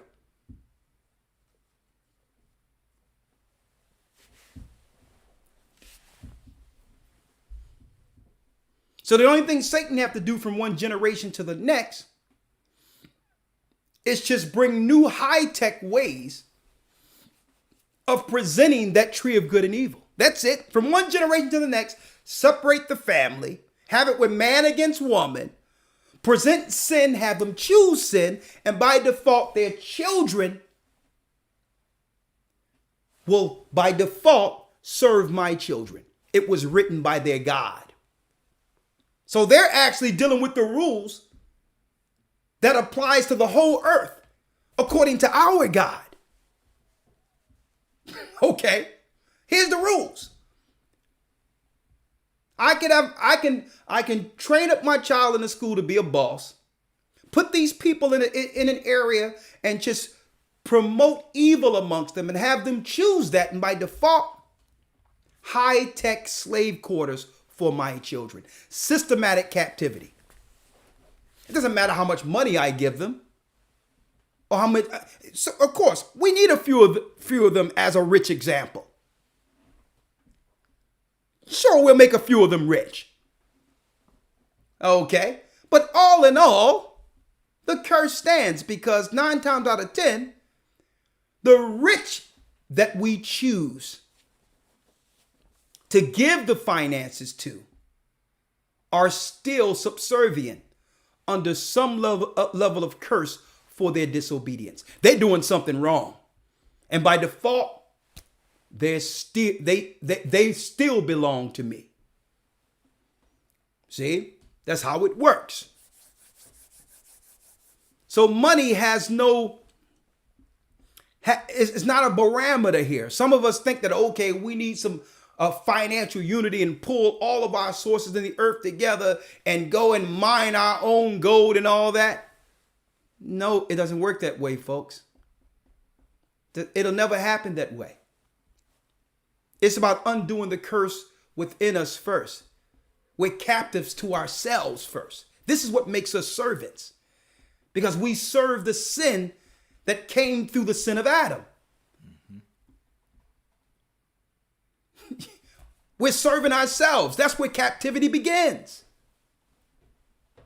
Instead of serving the living God. It starts with us serving ourselves. Finish reading. Verse 26. And thy carcass shall be meat unto the fowls of the air, and unto the beasts of the earth, and no man shall turn them, or no man shall fray them away. Come on. The Lord shall smite thee with the botch of Egypt, and with the emerods, and with the scab, and with the itch, whereof thou canst not be healed. The botch and the itch and all those things are showing some of what you would call the venereal diseases that propagates, that we all know exists inordinately within our communities. Not exclusively, but all these things are happening, these diseases, as far as you can name it, bumps and botches and this, that, and the other, cold sores or all these other things. Here's a sign that will be put on you as a people. Read. Verse 28. And the Lord shall smite thee with madness and blindness and astonishment of heart, and thou shalt grope at noonday as the blind gropeth in darkness. And that madness, folks, is mental illness. Mental illness, folks. It will become a societal curse. Read. Verse 29. And thou shalt grope at noonday as the blind gropeth in darkness, and thou shalt not prosper in thy ways. Thou shalt not prosper in thy ways. Read. And thou shalt be only oppressed and spoiled evermore, and no man shall save thee. And no man shall save us. Not Barack Obama, not Martin Luther King, not Farrakhan, not Malcolm X. Now, these people have brought some level of hope through all of this. But our conditions has only worsened. Our conditions are worse since the advent of so-called black leaders. Even you had Chavez, you had Che, you had all these other guys over there that spin it, the Spanish guerrillas who stood up against oppression, even in the Latino lands. You even have slave revolts in Jamaica and different parts of the West Indies. Even in Africa, there was some type of battles to withstand the captivity. But to what avail? But to what avail? If the enemy could sell us sin, if we continue under sin, by default, the enemy wins. It doesn't matter. We sit there complaining about what the enemy's doing. And we're not just eating from the tree of good and evil. We're camped under the tree of good and evil. Not only eating the fruit, but giving the fruit to our children. It doesn't matter where we are, folks. If we don't understand where captivity begins, it's a spirit that leads to physical bondage. And I'm going to show you that the Gentiles always understood this. They knew this. This is how the Gentiles in the past was able to acquire slaves or prisoners. It first started out as the criminals or what you would call the deviants of any society. Suppose you could make a whole nation of deviants. People who make wrong choices without even recognizing it. Read on, other lawyer. Verse number 30. Thou shalt betroth a wife. You shall be engaged to a wife. And another man shall lie with her. And another man shall lie with her. Now, this is on one level in captivity. But folks, is this not happening now? You think this only apply to white people? It's talking about a state when the Lord says, when Christ says we shall be a nation of adulterers, where there'll be no honor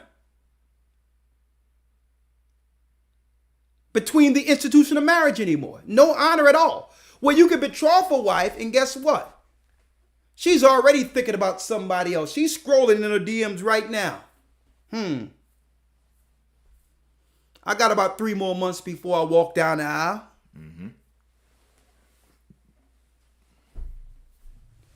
You shall betroth a wife, and another man shall lie with her. That's a curse. A dishonorable generation. Read. Thou shalt build an house, and thou shalt not dwell therein. Thou shalt plant a vineyard, and thou shalt not gather the grapes thereof. Thy ox shall be slain before thine eyes, and thou shalt not eat thereof. Thine donkey shall be violently taken away from thee from before thy face, and shall not be restored unto thee. And thy sheep shall be given unto thine enemies, and thou shalt have none to rescue them. Thy sons and thy daughters shall be given unto another people. It says our sons and daughters will be given to what? Another people. Now, I know us in America, we only look at the white people and say, well, this happened in slavery. Folks, this was going on throughout all the empires that led up to America. It's just that America, under the Zionists, perfected it. That was our last captivity. They perfected it. They made sure they negotiated the wars which weakened the tribal nations in our homelands in Africa and these other parts of Africa. And they would fund the wars on either side. And as a result, a lot of our brothers, our tribal chiefs, would give us up for slaves. It was them, the Zionist regime, that was paying for the ships that was transporting us. They owned the banks. That's where the word banks come from either shore. You had a bank of the river where the boats would leave and come to the other shores of the bank of America or the West Indies or whatever, or to England to sell us in the transatlantic slave trade. That's where you get the word bank from. The banks of the shores of a respected country. So banks were built off of who? Us. The bank represents the port of a land. That's what a bank is. It's right before you go into the water, you would have the bank there. Not a place where you set up a bank account. It's the banks is where you go on shore from the waters. That's where you get the name bank from. They controlled the banks, which was what? You got it, the transporting of slaves. And once we were transported from one bank to the American shores, it was the Zionists who were selling us on auction blocks. See? Fulfilling this scripture right here. Finish reading. Verse number 32. Thy sons and thy daughters shall be given unto another people, and thine eyes shall look and shall fail with longing for them all the day long. Just imagine your children, brand new, your newborns are taken from you, and our women are crying after nurturing this child for 9 months. And the man is sitting there looking as his baby boy is being ripped away, never to be seen again. This, let me tell you, what's going on here never happened to any other people on earth, folks.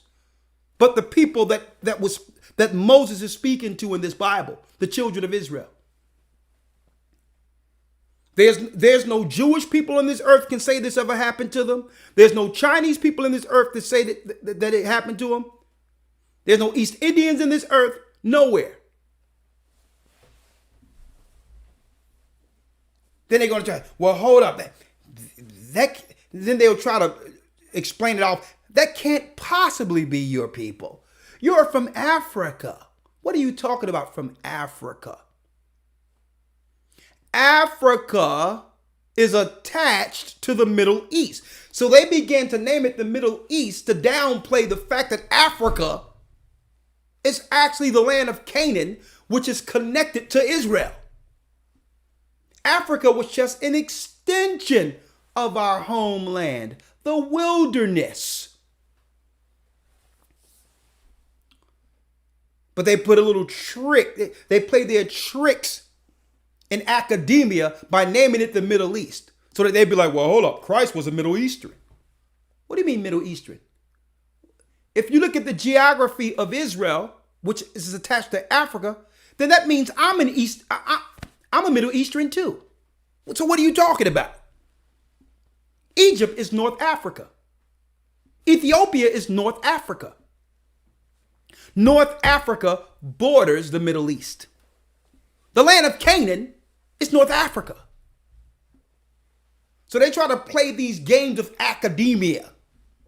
You can't possibly be the people living in that. You from Africa, as if Africa is another continent someplace else, not attached to Israel. We blowing all their stinking lies out of the water. Okay? I need our brothers and sisters to focus not on them, but focus on the importance of what I'm bringing here, because once we begin to come to this understanding of what captivity is, only then can we see the path to freedom. Once understanding what captivity is. Captivity ain't just some man selling you on an auction block. That's at the end of it all. Don't forget, Deuteronomy 28 and 68 is the last verse of Deuteronomy 28. But the captivity starts here. You serve sin, eventually the Most High will have you serve the people who serve the God of sin. That's how it works. That's how it works. Come on. Verse 33, the fruit of thy land and all thy labor shall a nation which thou knowest not eat up. Come on. And thou shalt only be oppressed and crushed alway. Come on. So that thou shalt be mad for the sight of thine eyes, which thou shalt see. Verse 35, the Lord shall smite thee in the knees and in the legs with a sore botch that cannot be healed, from the sole of thy foot unto the top of thy head. Arthritis and all that. Come on. 36, and the Lord shall bring thee and thy king, and thou shalt set over thee unto a nation which neither thou nor thy fathers have known, and there thou shalt serve other gods, wood and stone. And when it says kings that you have amongst thee, because why? The tribe of Judah went into captivity with the rest of his fellows. That was a bloodline of kings going into captivity. And guess what? We washed up eventually on ships. We washed up on the new land of our captivity. Judah is in America. And he's not following the religion of Judaism either. Speaking of that, I'm going to touch on what they really believe in Judaism tomorrow in the academy, but I'm going to touch on a little bit today on this. How their plan within that religion is to not only get rid of the children of Israel, but to kill every Gentile who believe in Christ out of their own mouths. I'm going to also bring out in Revelation that was prophesied, that they will look to eradicate or to kill those who believe in Christ, starting with us. And you know it have to be talking about us, right? The Israelites who were bringing it. Because it ain't talking about that docile brand of Christianity in the Western world. It's this brand of Christianity that's having a reverberating effect on society, that's breaking down other religions right now, that's causing a stir in this earth politically. Okay, read on. Verse number 36.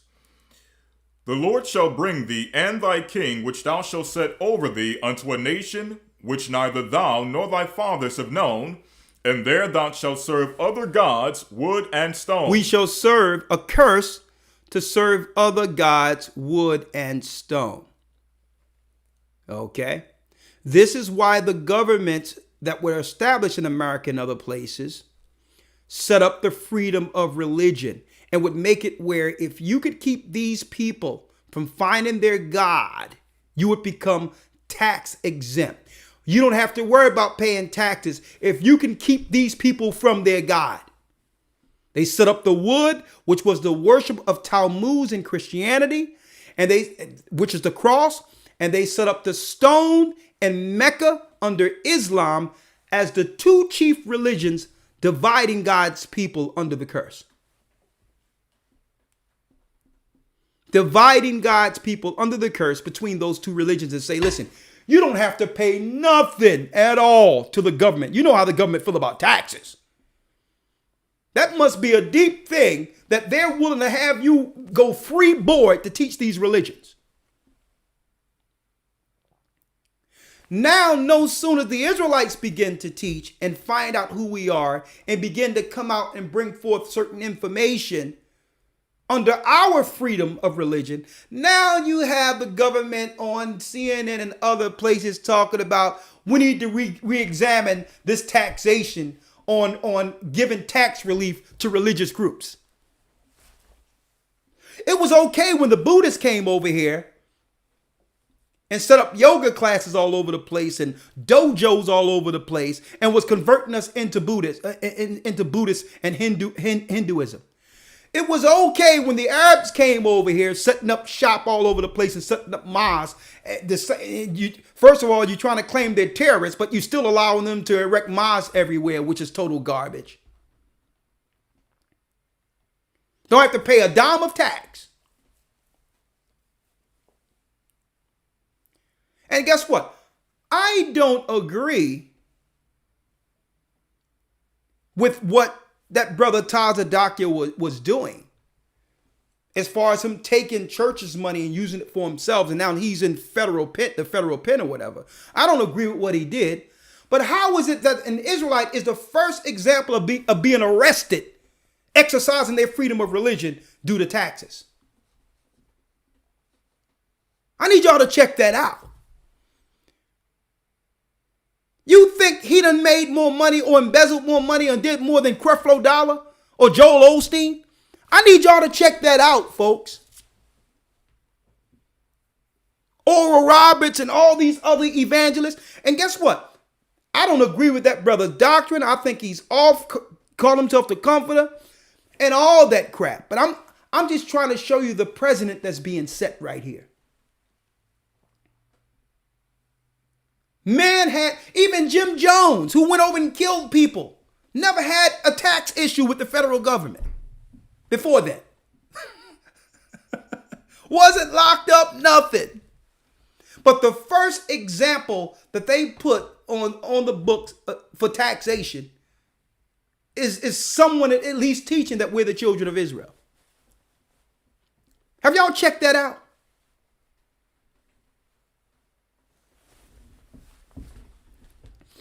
And you have so many of our people, our brothers and sisters saying, yeah, that's what he get. He should have did this, do it. Okay, listen, I'm not going to go there. I'm going to go there and say, well, okay, if he did wrong, he deserved everything he gotten, okay? But now, let's be equal across the board then. What's up with TD Jakes? What's up with Creflo Dollar?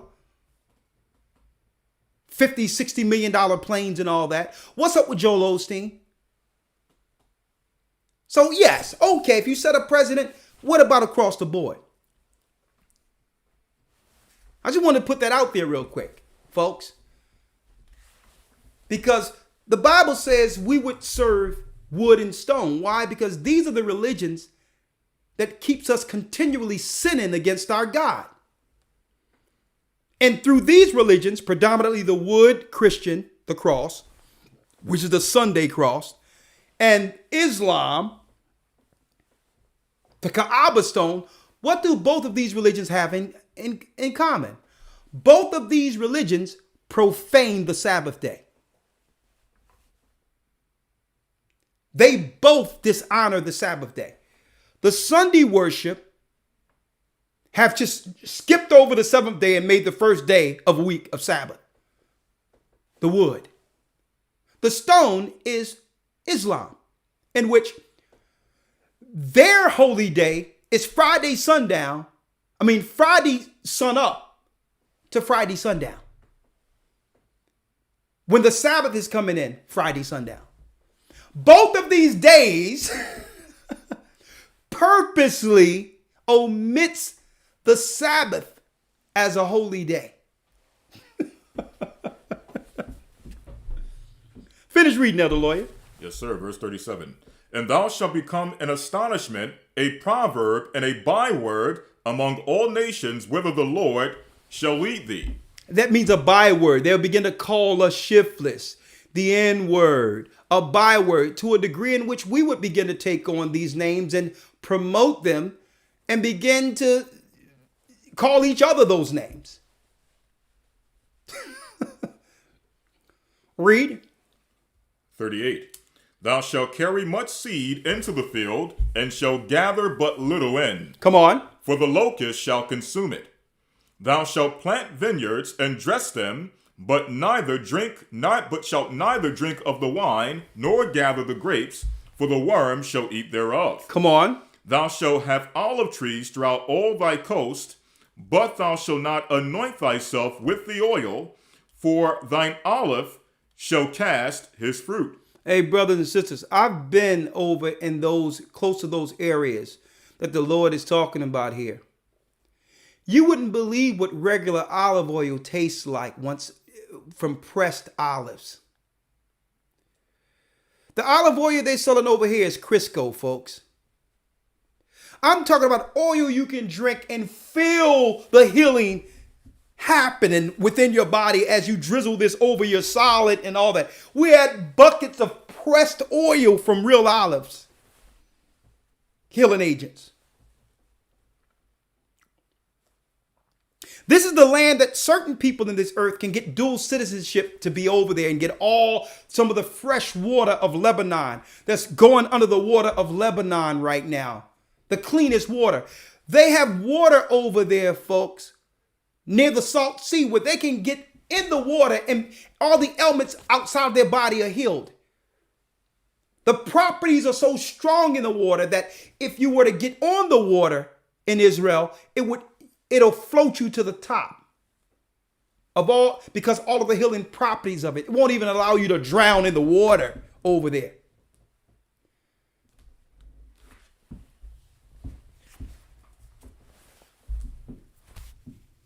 And I'm emphasizing this, brothers and sisters, so it can become a reality. So it can become a reality in your mind. What really belongs to you. It has to be real. You have to visualize the homeland, not waiting to die and go to heaven. You have to visualize the physical property the Most High promised to us. And we will receive this. Finish reading. 41. Thou shalt beget sons and daughters, and thou shalt not enjoy them, for they shall go into captivity. All thy trees and fruit. And now your sons and daughters, because you listened to the Gentiles and followed the other nations, now we have sold our own children into captivity. Here's the generational curse. We know the negatives that we were brought up under. We know what our father did wrong. We know, I'm talking about just from a systematic standpoint without even knowing the law. We know the things about our mother that she did incorrect. Because how many times we say, well, listen, the way I grew up, I'm going to make sure my children have better. The examples is living under these hardships called the curses. But instead of us looking at our mother and father and saying, you know what, I'm not going to treat my children. My children are going to have a better life. We began to teach the generational curse of our father and mother that we know is incorrect to the children. We end up becoming our father and becoming our mother. A generational curse, folks. I mean, I almost bawled one day when someone sent me, and I couldn't even show it on the academy, folks. When I think one of the elders overseas sent me through Instagram a 6-year-old girl where the mother was laughing and clapping and celebrating like it was something funny, of a daughter twerking at a cookout. And the mother thought that was cute. But all these grown men and all that looking at that daughter, 6 years old, and she was being celebrated. That encouraged her, and she's believing that this is how she'll be accepted. Doing this gives her the attention that all children thrives for. So anytime she's feeling alone and feel that no one is paying her attention, she believes this is the way that she'll acquire it.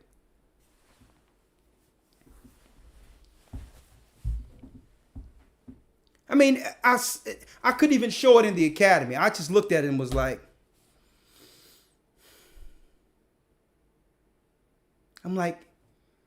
that's not the white man right there. That's a slave mentality. That's captive up here. We'll never be free like this. Celebrating dishonor. We'll never break free like this. Finish reading. Verse 43. The stranger that is within thee shall get up above thee very high. The stranger who was once subservient to us will become what? Higher than us. Read. And thou shalt come down very low. And thou shalt come down very low. Read. Verse 44. He shall lend to thee, and thou shalt not lend to him. Now you have to go to the bank and lend from those who were once under you. Check that out. And he will not lend for you. It's to a degree where we're in a country saying, well, listen, there's no equality. The banks won't give me loans. And they looking at you like, do you not know the rules of engagement here? Have you read, the bank teller need to look at you and say, have you read Deuteronomy 28? Equality? There's no such thing as equality.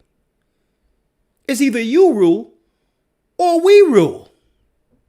And you know we can't have that. We can't have you ruling.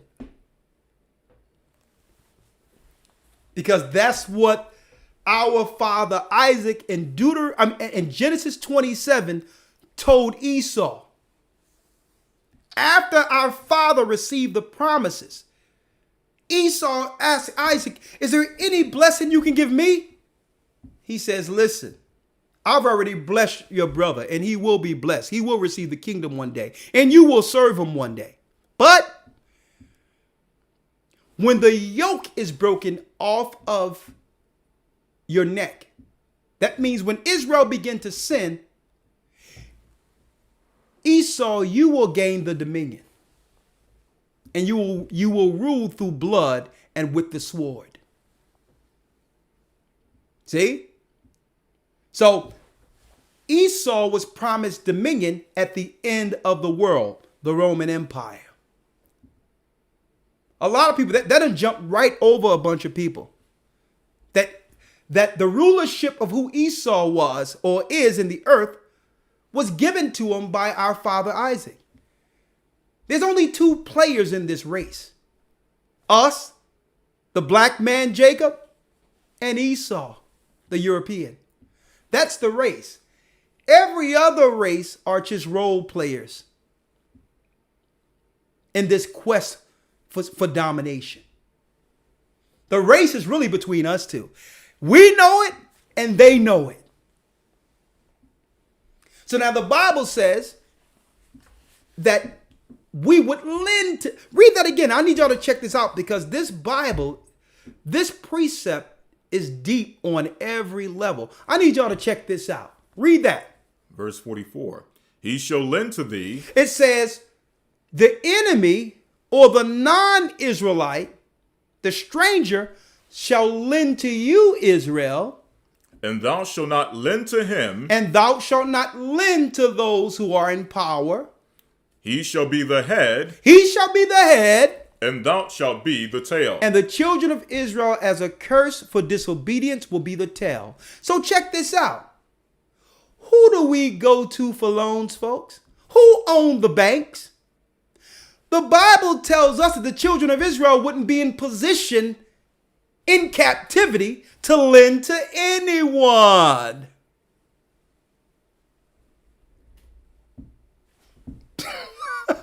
If that's not telling,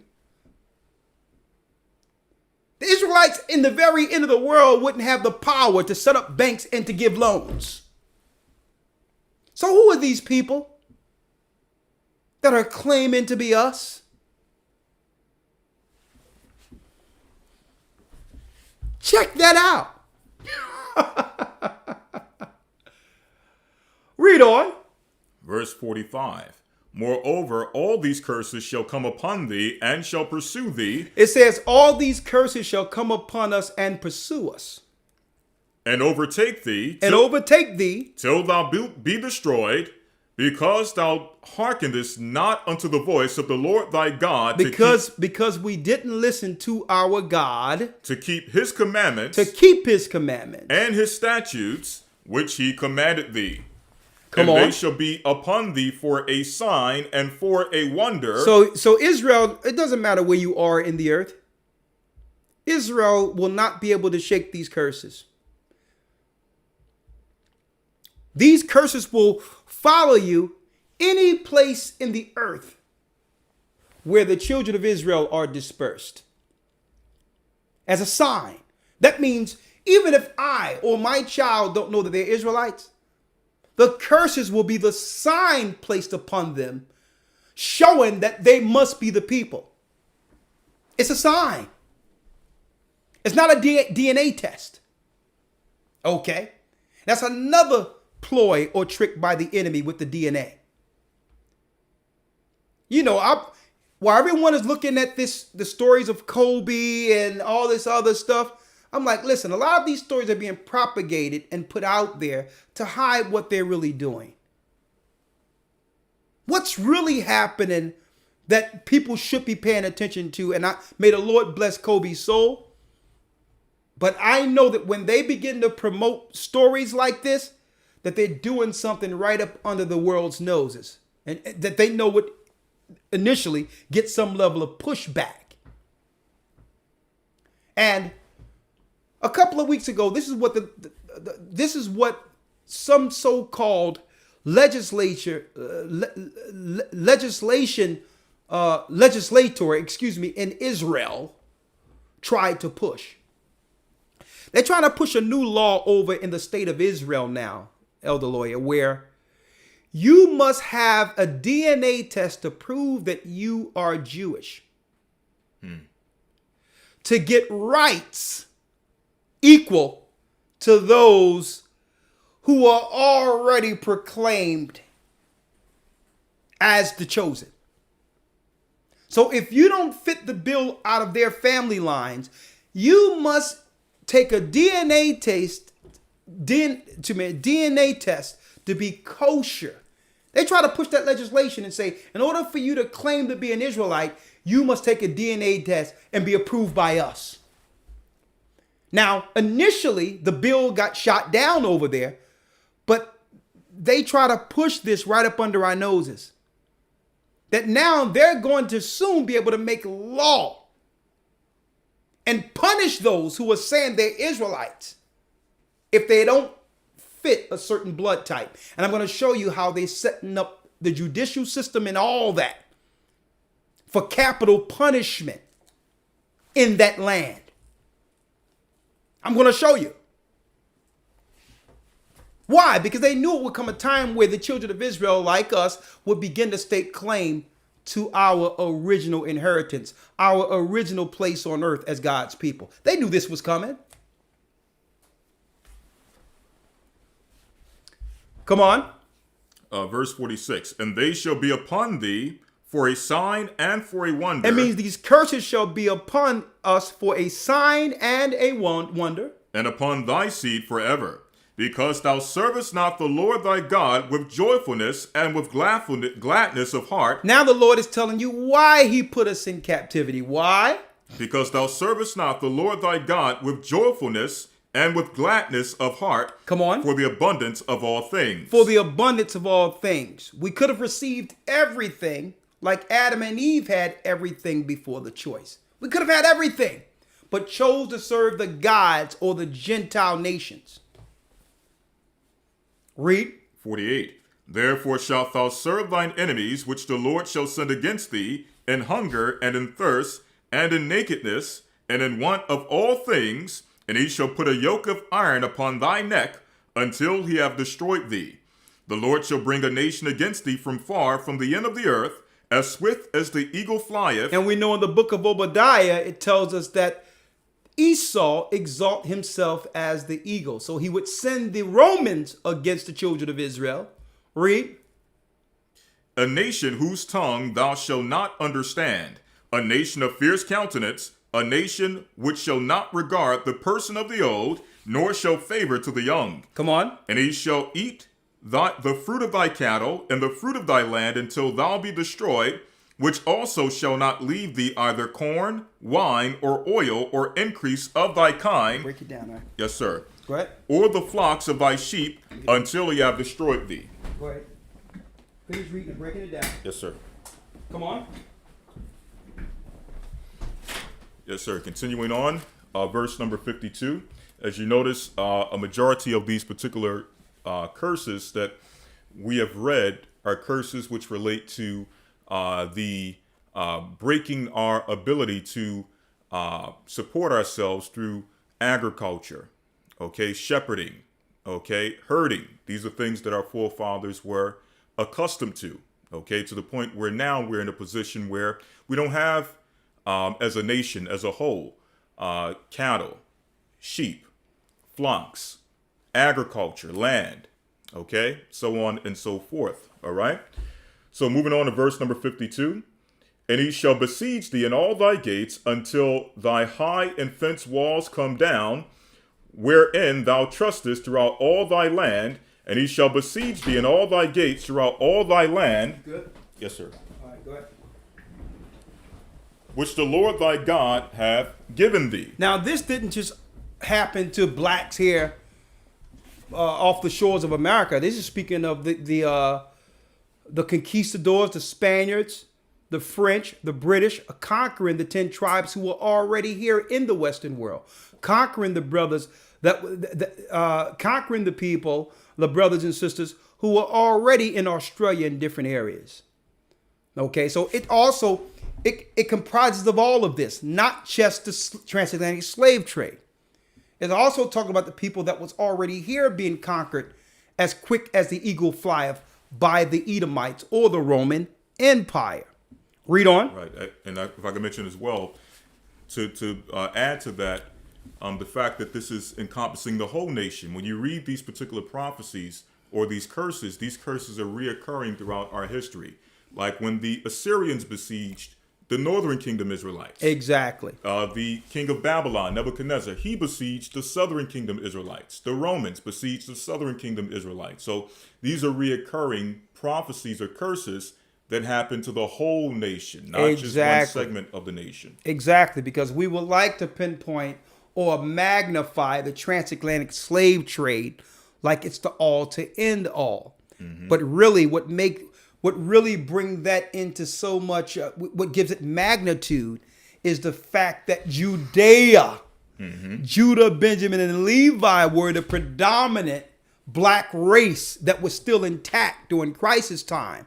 Right. That's why people are highlighting that, because that was our people's last stand,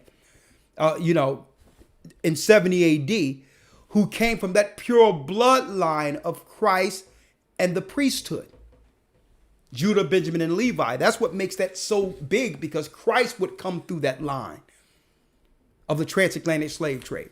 But all in all, this happened, like you've mentioned, to all of the tribes. Right. It came a time where, when the Spaniards came over to the Americas in the Puerto Rico, and different areas like that, they were taking brothers back and sisters on slave ships back into Spain and selling them for servants to the Spaniards. Mm-hmm. Okay, so I wanted to put that out there, because when you look at the slave trade, people would like to say, well, that only happened to the black people on the shores of the Western world, as far as England and America. No, it's all of us, right? Finish reading. Yes, sir. It says here in verse number 53, thou shalt eat the fruit of thine own body, the flesh of thy sons and of thy daughters. It says, you shall eat the flesh of your own sons and daughters.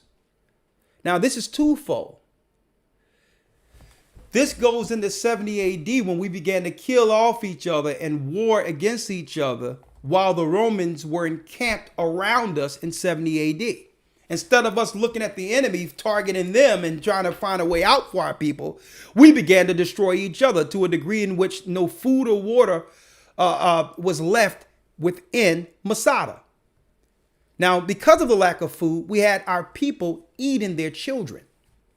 Now, that's one level. Another level is this desensitizing of family, to a degree in which you don't even care. There'll be so much death and carnage amongst our race that we'll become desensitized to it. Like now. Finish reading. Yes, sir. Deuteronomy chapter 28, verse number 54. Come on. So that a man that is tender among you and very delicate, his eye shall be evil toward his brother and toward the wife of his bosom and toward the remnant of his children, which he shall leave, so that he will not give any of them the flesh of his children, whom he shall eat, because he have nothing left him in the siege. Barbaric. Become barbarians. Read. And in the straightness wherewith thine enemies shall distress thee in all thy gates, the tender and delicate woman among you, which shall not adventure, or which would not adventure to set the sole of her foot upon the ground for delicateness and tenderness. Go down to the 68th verse. Yes, sir, verse number 68. And the Lord shall bring thee into Egypt again with ships. That's captivity by the means of slave ships, a curse, the final curse. By the way whereof I spake unto thee, thou shalt see it no more again. Our last captivity. And there ye shall be sold unto your enemies. You shall be sold unto the other nations, the enemies of God. Read. For bondmen and bondwomen. A slave man and a slave woman. And no man shall buy you. And no man shall save you. Now, I need y'all to check this out real quick. Okay, yeah. I need y'all to check this out real quick, folks.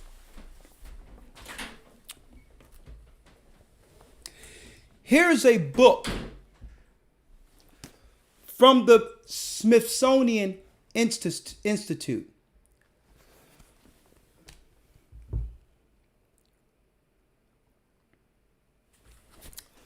The Negro in the New World by Sir Harry H.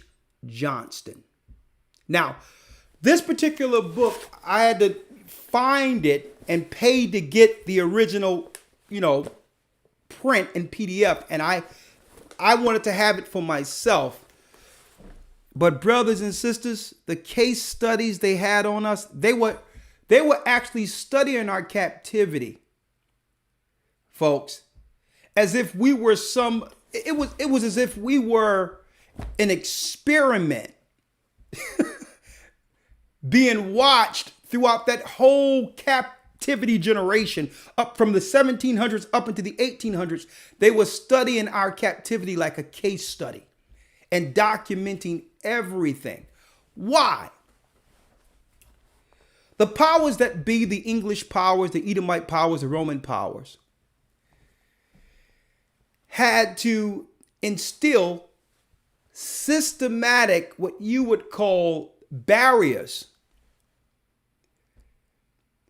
within every society the children of Israel were, knowing the potential we had of overthrowing them on every level. Okay, when I say overthrowing them on every level, on an intellectual level, on an industrious level, on a moral level, on a financial level. Okay, so they did a case study on us, folks. And when you look at the so-called founding fathers of America, that was a Freemason alliance against the children of Jacob here, to assure the Constitution wasn't drafted for freedom for us. It was drafted to keep what you would call colonial power, the conquerors, over us. And I'm going to go over a few things that was in the books chronologized. And this study is not just from America, folks, or North America. They did studies of us in Africa, America, Cuba, the West Indies. Every place we were taken through the transatlantic slave trade is documented in this book. Now, But let me first start with us. By a show of hands, not a regular hand, but push number 1 in. By giving me the president, type in the president who freed the slaves here in America. Type his name in for me. Who was the president that freed the slaves? Anyone?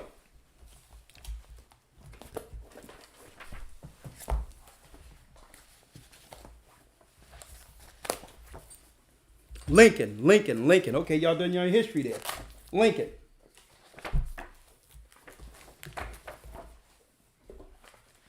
Okay. Abe Lincoln. Someone said the devil.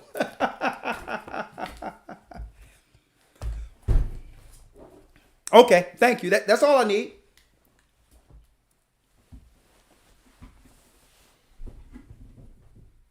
That's all I need. No more. That's good. That's good. Y'all got it. Okay. Folks, listen to me clearly. This is going to blow you away. It's in the book here, the case study. They didn't free the slaves. Abraham Lincoln didn't free the slaves at all. This is going to blow you all away.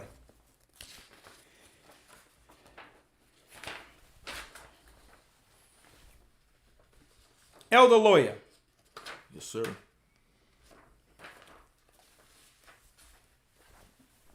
Check this out, folks. This is going to blow you all away. And see, this is their information that they thought that they could keep separate from the children of Israel, our people. This is for their case studies, their psychological analysis on slavery. But I went and got this book, folks. Check this out, folks. They didn't free the slaves. Look at this.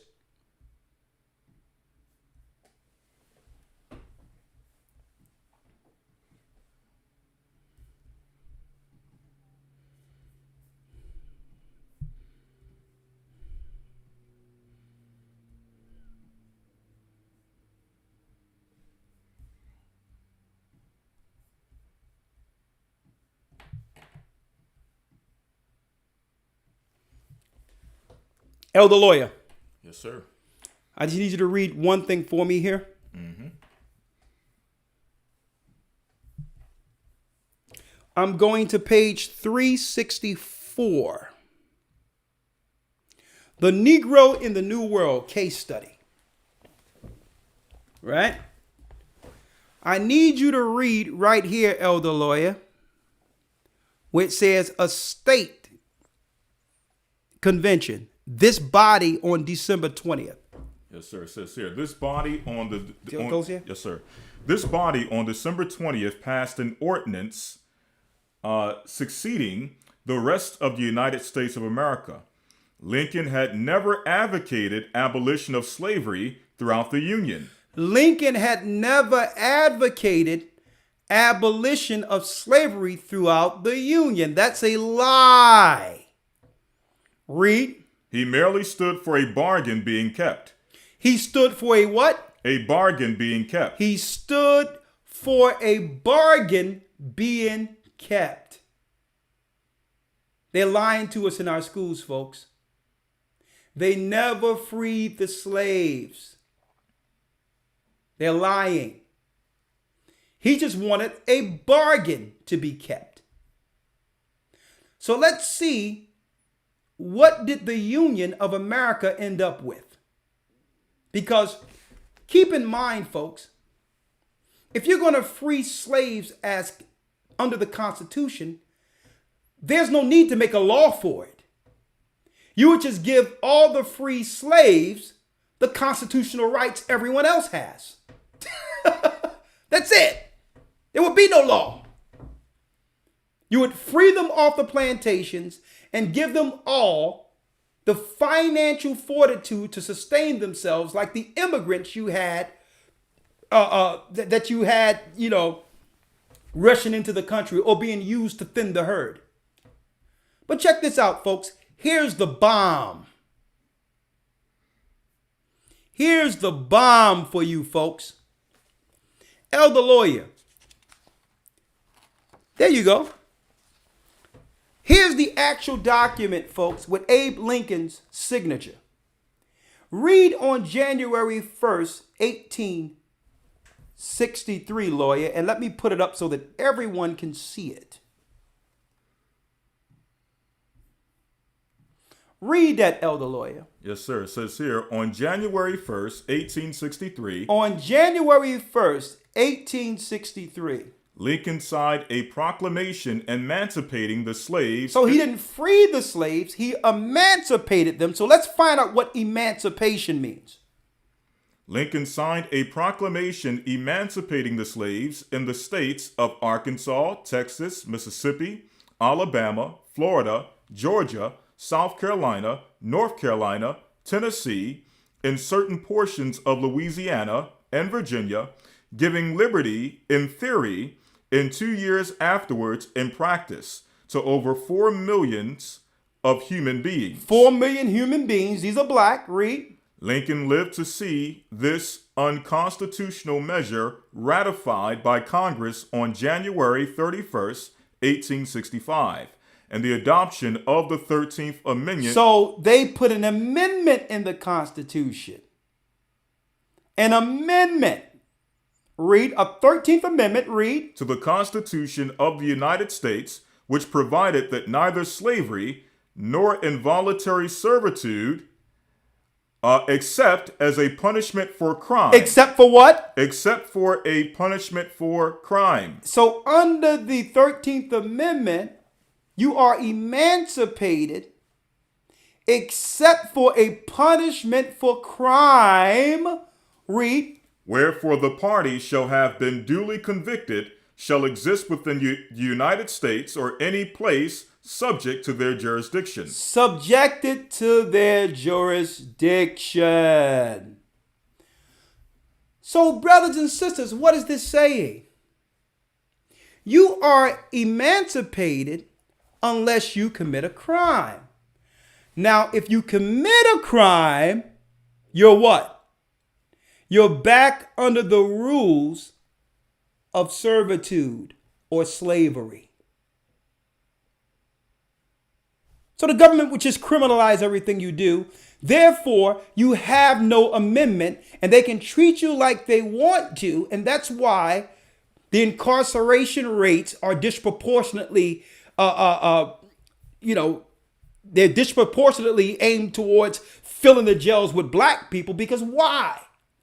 Under that amendment, they can do this and treat you as subhuman under the same rules of slavery.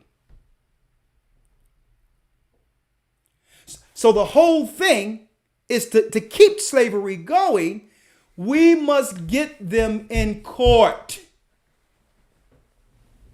See, there's rules of engagement here. We must bring them to the bench and get them in court. Now, if we can separate the family like the serpent did in the beginning and say, well, listen, sister, we really can't take care of you or give you any subsidies, even though your family helped build this country, unless you give your man to me. We won't give you a place to stay, even though you need it. We won't give you any food or subsidies or anything unless you're willing to go against that man in court. Because if you criminalize him, now your leader, the one that the Most High prophesied to get you out of this, will go back into slavery. So they began to promote the hip hop genre, the thug life, the drug dealing, the improprieties, the immorality. That's why they upticked the LBGT. And on TV, you would think that all of them was just black women dealing like this and black men dealing like this. Because they know that if they can get us to sin and criminalize us, it puts the whole race back 300, 400, 500 years. Captivity, slavery, jail.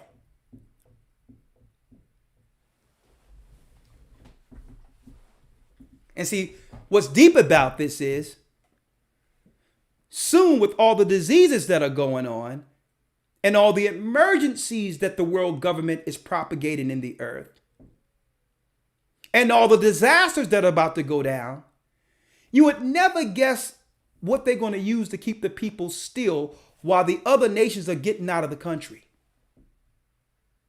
You got it. The law. They're going to use the law. They're going to say, well, you're under jurisdiction. You're under family court. You have a felon. You have this. You have that. That's what they're going to use, folks, to keep people still while the whole America is imploding on itself.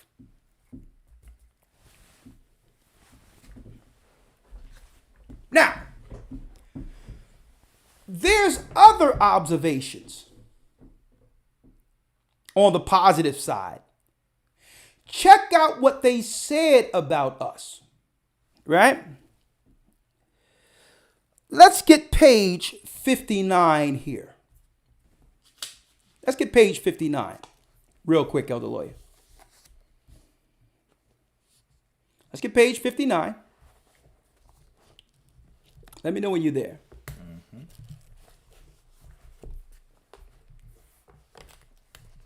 Check out this case study.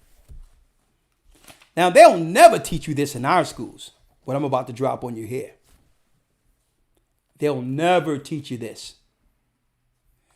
And I got some stuff I'm bringing out on the academy tomorrow, man. It's going to be, wait till you see what I got. I have. Lord. We're going to blow them off the seats tomorrow in that academy. Right? Yes, sir. Right here, the paragraph, right here. I need to go to where it says about the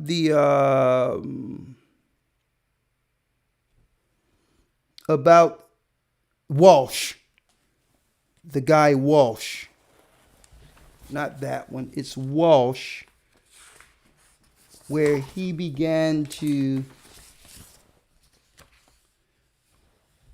show us about the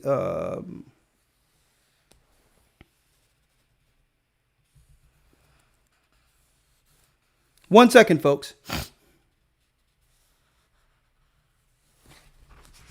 Where he dropped about how we were like the image of God. Hold on. 1 second.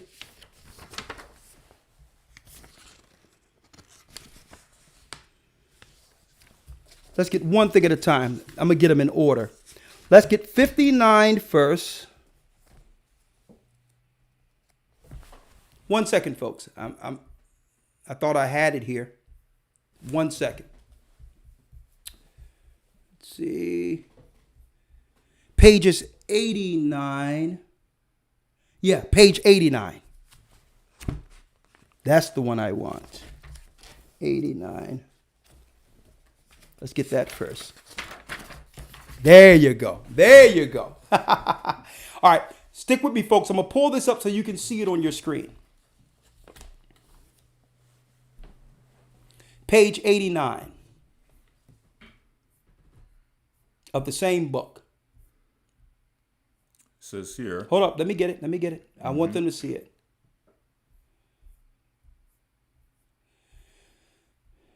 Now, notice they're showing a case study of our people in Brazil everywhere. They studied us here, right? On page 89, right? Right here. And we're going to start here around. These are Dr. Walsh's first impressions of the Negroes in Brazil. Now, these are doctors studying our people, giving a psychological analysis on what they found amongst the Africans who were brought to the shores of Brazil. And they're Judites in Brazil too. Let me make it clear. The black ones are the Judites. Let's read. These are Dr. Walsh's first impressions of the Negro in Brazil. I had been but a few hours on shore for the first time, and I saw an African Negro under 4 aspects of society. He's seen 4 separate aspects of society of black people and the children of Israel in Brazil. Read. And it appeared to me that in every one of his character depended on the state in which he was placed and the estimation in which he was held.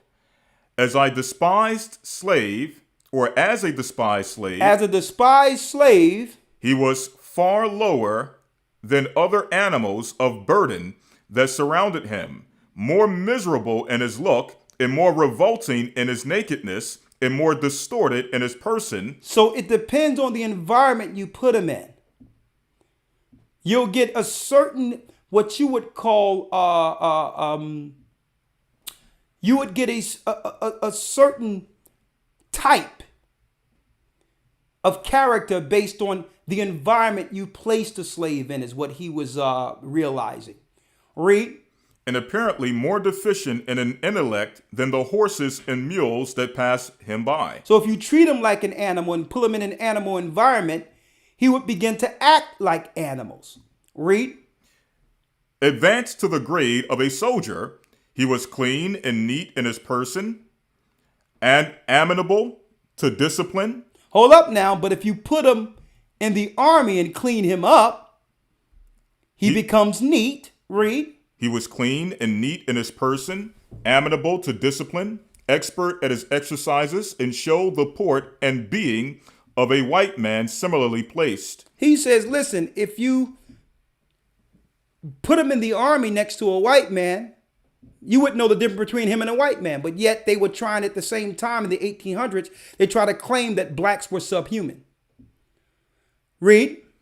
As a citizen, he was remarkable for the respectability of his appearance and the decorum of his manners and the rank assigned to him. Read. And as a priest, standing in the house of God, appointed to instruction society on their most important interest, and in a grade in which the moral and intellectual fitness is required, and a certain degree of superiority is expected.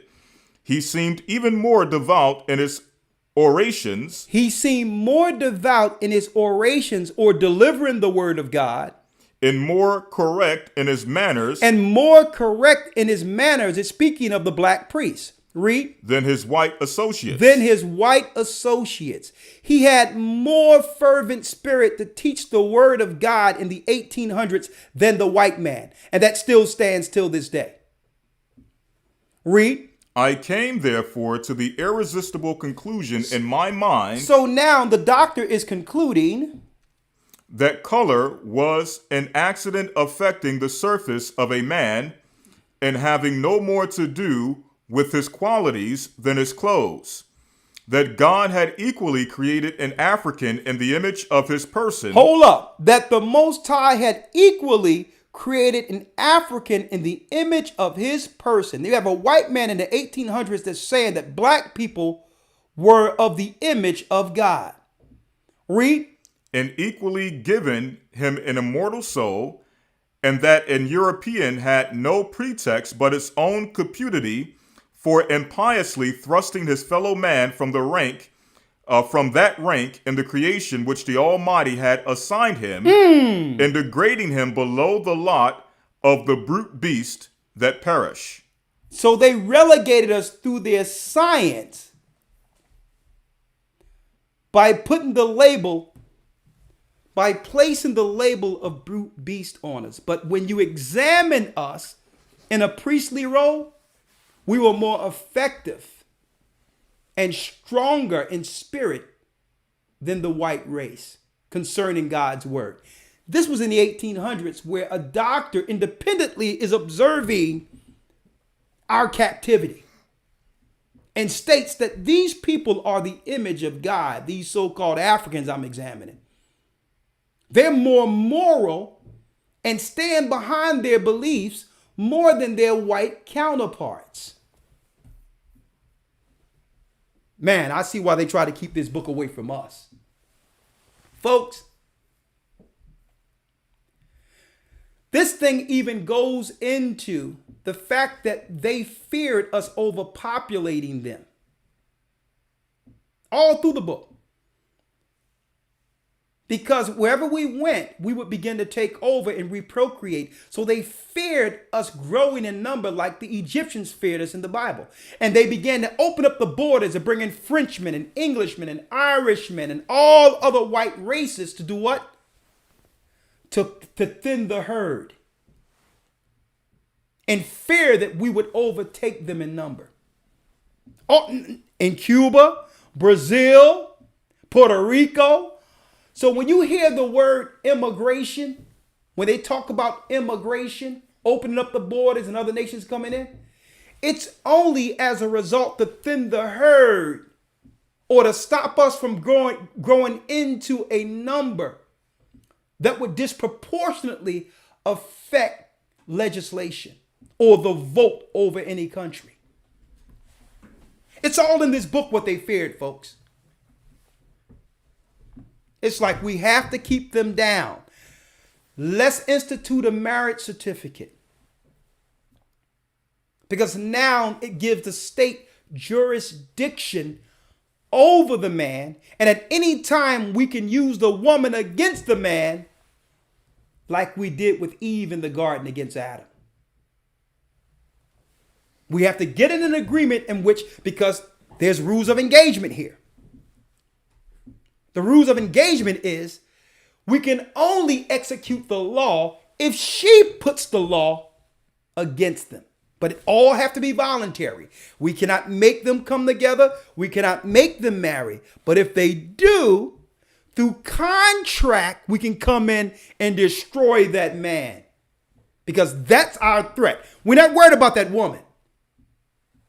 That woman is the weaker vessel. She's just insecure and she'll go any which way the power structure goes. We must put legalese in place to keep that black man from ever rising, because it was prophesied he will rule the earth.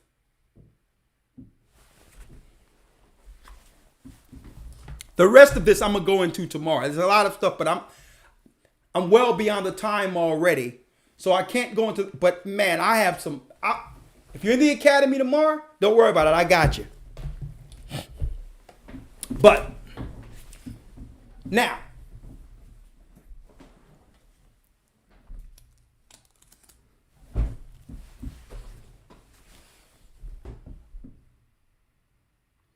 let's get Romans 9.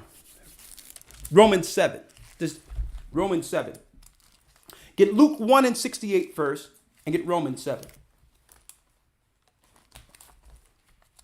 Someone asked, how do you marry correctly? That's a good question. The way you marry correctly, according to the Bible, according to the, and we're going to have a lesson on this. The correct way of doing it, because keep in mind, we weren't going to the government in slavery to be married. That's a religious ceremony. So when it says, when those vows are given, and it says, with the power invested in me, I pronounce you man and wife, that was a priestly duty, joining two families in the Old Testament. The only reason they instituted the marriage certificate is they feared that the black man would not only marry black women, but would begin to bring forth our seed through their women. So they needed some level of what you would call a census, a data collection amongst the authority to know whether or not we were disproportionately marrying beyond our people and having children with other races, really leading to their extinction. The white man at this time was was in fear, and at that time, the authority at that time was in fear of extinction, of us, Jacob, outnumbering Esau. Okay? So the correct way of going about it would be, there's ways you can do it through witnesses of a family, a notary republic, where you both get a notary with a witness and you two families come together and marry each other. And now all your documents you make, be it will, assets, whatever the case is, you all agree on paper and you sign that and you make a will for your estate. Like real people do, like rich people do. You look at your assets and say, I agree that this is what belongs to you. This is what belongs to me. God forbid if anything happens, it's bound with our families. It's signed with a notary, and this notary would stand up in any court of law. See? If the man begin to grow and the family grow together and y'all have assets together, y'all agree and put in the contract between you two what's reasonable. When it comes to the children, you make a contract between you two with what's reasonable, because that's all the judge is doing when you go before him anyway. But it's the state in your life telling you what someone is going to do. And him being more so on the side of the woman is going to use that instance to get into both of your lives, but to more so oppress the brother.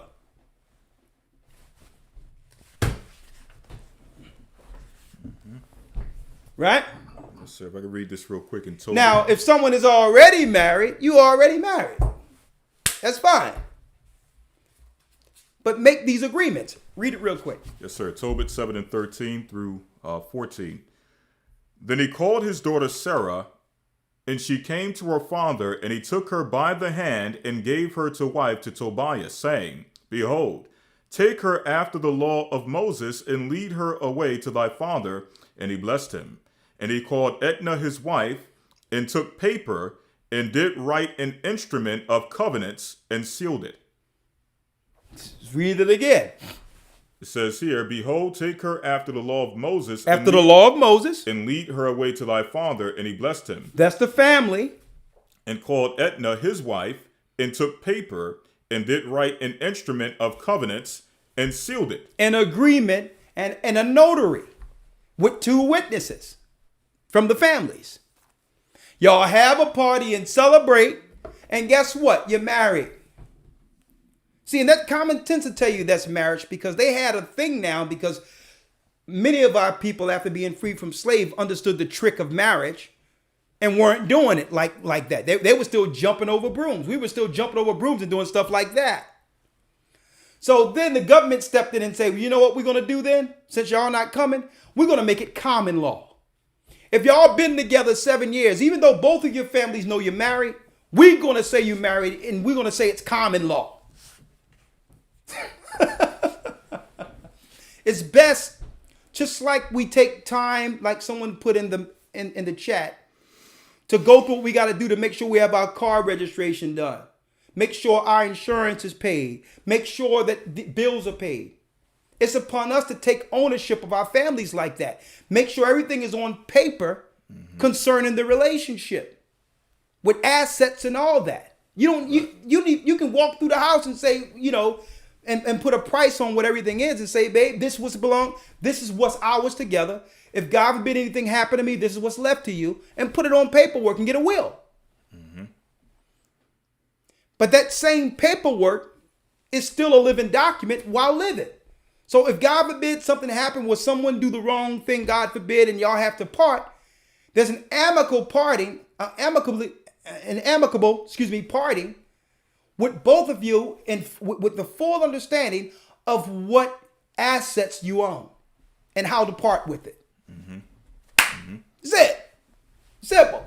If I can mention as well, it shows that the Bible is not against that, the documentation. Because, if God forbid something does happen, the court is not trying to hear, You know, we just did a Hebrew thing. We just went into the back room. Exactly. And they're not trying to hear that. So you got to settle things. Yeah, and a marriage ain't no, like Israelites saying, just having sex and having a relationship. That ain't. You need the whole thing. You need to come together, the agreement of family, all that, and get some paperwork. Mm-hmm. Do the paperwork amongst yourself. You don't need them to do that. But if you do the paperwork, know that that's not against the law either. Mm-hmm. But understand the cons that comes with that agreement. Mm-hmm. The government is now in your marriage. Mm-hmm. You're not, brother, you just didn't join contract with your wife. Neither have she just joined contract with you. You are both in bed with the government. They control now the contract over. It's just like having a slave contract. Doesn't matter your race. Over what comes from you now, your children. Mm-hmm. All right. Now, how to overcome that spirit of captivity? Because first of all, we have to read real quick. Christ giving us, coming to free us from that spirit of captivity. Let's read Luke 1:68 real quick to give prophecies concerning Christ's coming. The anointed Savior is coming. Yes, sir. The book of St. Luke, chapter 1, verse 68. Yeah. Blessed be the Lord God of Israel, for he hath visited and redeemed his people. It says God hath visited and redeemed his people. So now the Most High wasn't going to leave us in this condition forever. Hold that and get Baruch 2:1. Read Baruch 2:1 for me, Elder Lloyd. Yes, sir. Baruch chapter 2, verse number 1. Come on. Wherefore the Lord hath made good his word, which he pronounced against us and against our judges that judged Israel, and against our kings and against our princes and against the men of Israel to Judah, to bring upon us great plagues such as never happened under the whole heaven, as it came to pass in Jerusalem. Now we're under the curse. Read. According to the things which were written in the law of Moses. According to what was written in Moses, we're now the children living the curse. Read. That a man should eat the flesh of his own son and the flesh of his own daughter. Moreover, he hath delivered them to be in subjection to all kingdoms that are round about us, and to be a reproach and desolation amongst all people round about us, where the Lord hath scattered them. Thus we were cast down and not exalted, because we have sinned against the Lord our God. Now, why did he put us under the nations? Thus we were cast down and not exalted, because we sinned against the Lord our God. Because we sinned against the God of Israel. And have not been obedient unto his voice. And we didn't listen to him. So now here we are, captivity. And under the hand, under the foot of our enemy, like prophesied. What verse you at, Elder Lawyer? Verse 6. Now I need you to go to Baruch now, 3 and 1 real quick. The book of Baruch, chapter 3, verse 1. Read it. O Lord, Almighty God of Israel, the soul in anguish, the troubled spirit crieth unto thee. Hear, O Lord, and have mercy, for thou art merciful, and have pity upon us, because we have sinned before thee. And so we ask in the Most High, and the prophets were praying that the Most High God would have pity on us. We need help as a people. Read. Verse 3. For thou endurest forever, and we perish utterly. O Lord Almighty, the God of Israel, hear now the prayers of the dead Israelites and of their children, which have sinned before thee. This is what we're asking the Most High today on this Sabbath. We're praying to him to hear the voice of the children of Israel who have suffered in captivity. Read. And not hearken unto the voice of thee, their God, for the which cause these plagues cleave unto us. This is why the plagues have cleaved unto us. Generational curses. Go on. Verse 5. Remember not the iniquities of our forefathers, but think upon thy power and thy name now at this time. For thou art the Lord our God, and in thee, O Lord, we will praise. Come on. Verse 7.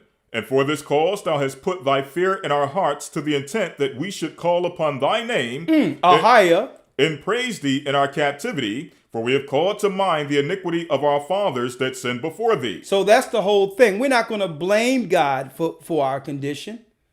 We're not going to walk away and become atheist through this condition. We're going to praise him through this, that he sent a sacrifice to deliver the promise back to the children of Israel. Okay? We've always sung and rejoiced through this carnage, through this captivity, through this impoverished state. We've never rejected you. Read. Verse 8, behold. Behold. We are yet this day in our captivity. We are yet what? This day in our captivity. We are yet this day in our captivity. Read. Where thou hast scattered us. Where the Most High sent us due to a curse for disobedience. Read. For a reproach and a curse, and to be subject to payments, according to all the iniquities of our fathers, which departed from the Lord our God. Hear, Israel, the commandments of life. Now we are to hear the commandments of life. Choose the tree of life now. Read. Give ear to understand wisdom. Come on. How happeneth it, Israel? How did it happen, Israel? That thou art in thine enemy's land. How did it happen that we're now in the enemy's land? That thou art waxen old in a strange country, that thou art defiled with the dead. Hold that and get Baruch 4 and 6. Read it. Yes, sir. Baruch chapter 4, verse 6. Ye were sold to the nations. We were sold to the nations. Not for your destruction. But not for our destruction, folks. But because ye moved God to wrath. Because we tempted the Almighty. Over and over again, he warns us and chastises us. Even till this present day, he corrects us in certain instances. We go back and pray and ask him to give us another chance.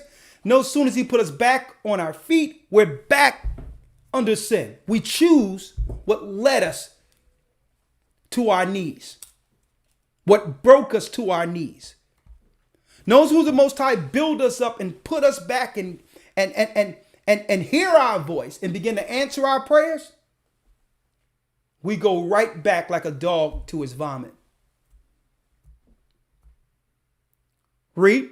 You were sold to the nations. We were sold to the nations. Not for your destruction. But not for our destruction, folks. But because ye moved God to wrath, you were delivered unto the enemies. This is why we were delivered to the enemies. It was our actions, our sin, our wrong choices. So we can't blame the white man here, folks.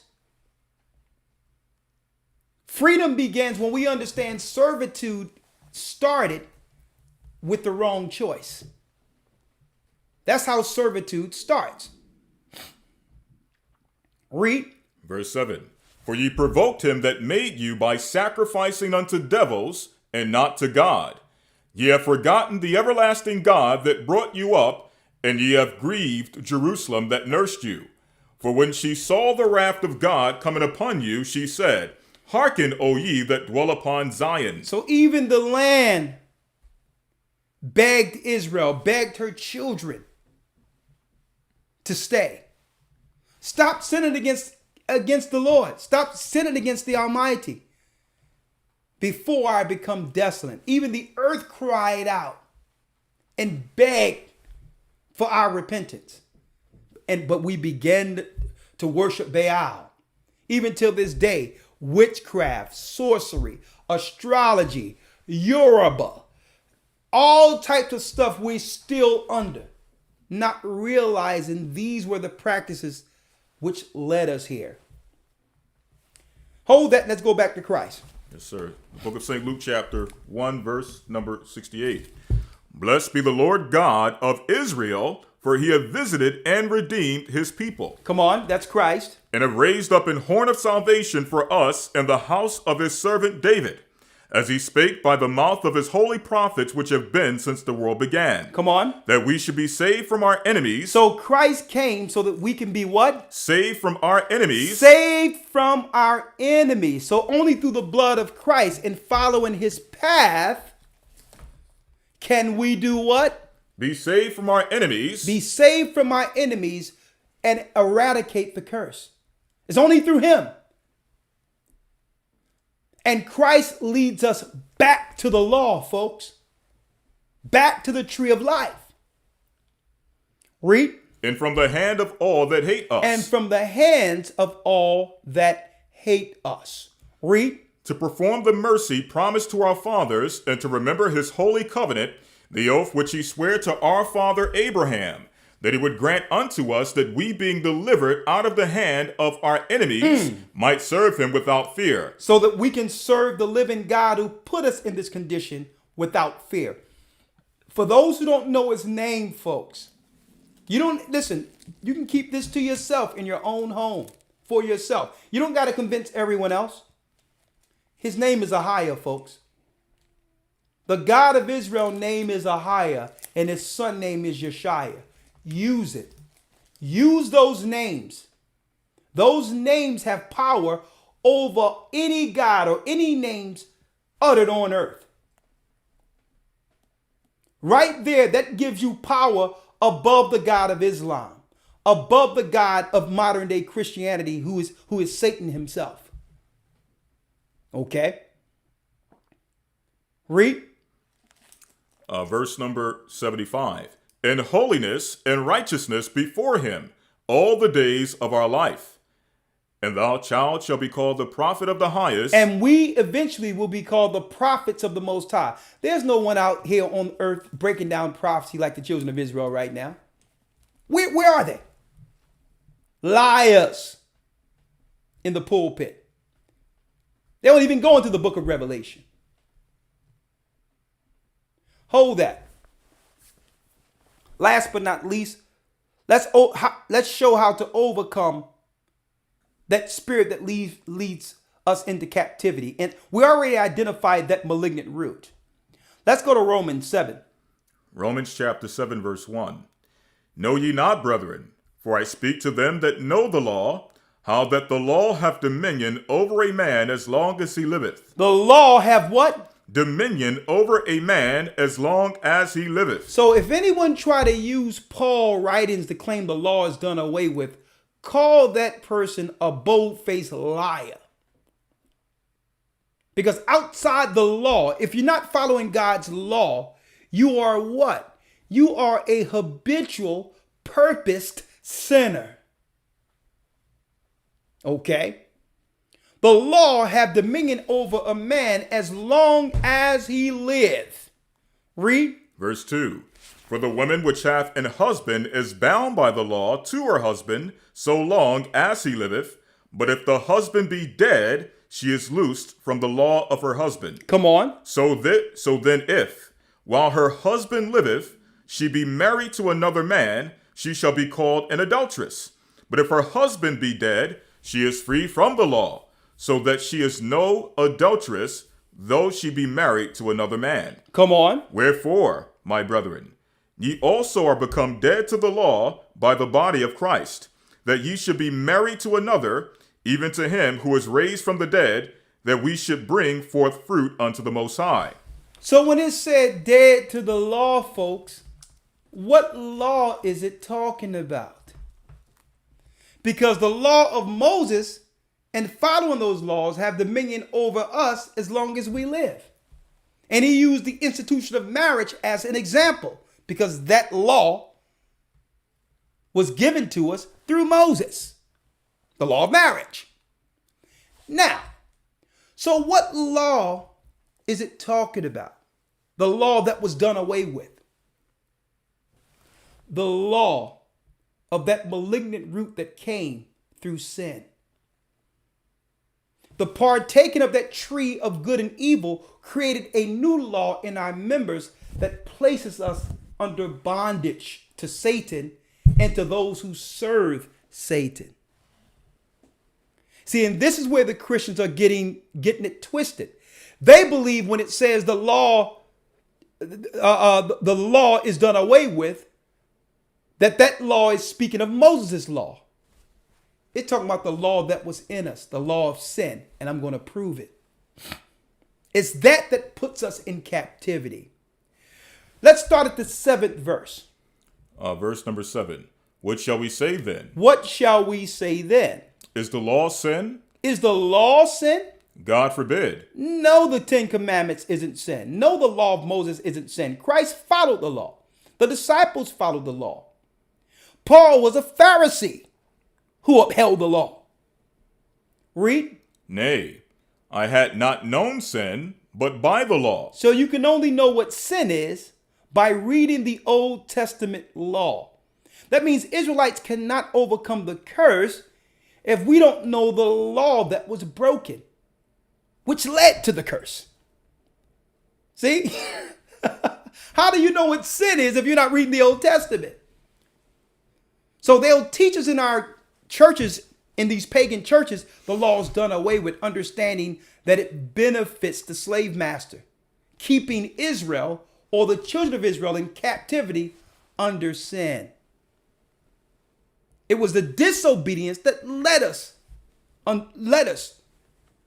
to such a pass. So they must teach disobedience in the churches as a law to keep slaves in America and in the Western world. Read.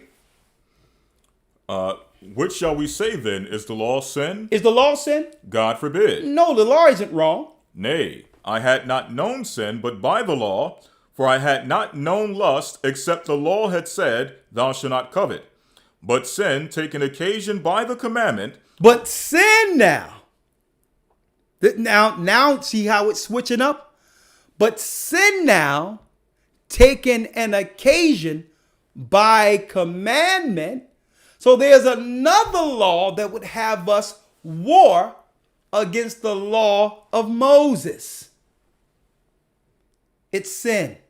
It's that malignant root we read about earlier in the book of Esdras. That sin taking an occasion. Read. If I could mention bringing up, in fact, if I can Yeah, real quick, going back here. Let's go back to that precept Yes, sir. to identify what that is, because I don't think as many people was here to identify that law that came into existence through the sin of Adam and Eve. Read it. It says here, I'll get straight to the point. It says here in 2 Esdras chapter 2, verse 20, and yet thou tookest away from them, tookest thou not away from them not a away wicked from heart, that thy law might bring forth fruit in them. That thy law, the law of Moses, might bring forth fruit in them. So you got the law of Moses and the law that God gave Moses, which was what? An alternative called the tree of life. You follow this tree and live. But then you have another law in our flesh that wars against that law to have us question whether or not we should follow the laws given to Moses. So something in us is saying, no, I don't want to, or there's no need to obey that God who gave Moses the law. I'm going to serve myself. I'm going to do as thou wilt. I'm going to do my own will. And when you begin to serve your flesh, it leads you to serving other people. Captivity, slavery. And Christ came to make us what? Free. You'll never understand what it means to be free from the white man or any other nation if you cannot first free yourself from that sin within you. You must free yourself from yourself first. And this is what Paul is about to break down. You must recognize there's something in you that's wrong, that's incorrect, that's against God's law. You must identify that. Read. Verse 8, but sin taking occasion by the commandment wrought in me all manner of concupiscence. All manner of concupiscence, which is what? Inordinate sexual activity. Read. For without the law, sin was dead. Without the law, sin was dead. Read. For I was alive without the law once, but when the commandment came, sin revived, and I died. In the commandment which was ordained to life, I found to be death, or be unto death. So this is thinking what's right. This is switching things upside down. Now you're doing the things that's wrong and convince yourself it's right. Read. Come on. Verse 11. For sin taken occasion by the commandment deceived me, and by it slew me. And by it slew me. That's that death. Now you're following a new law.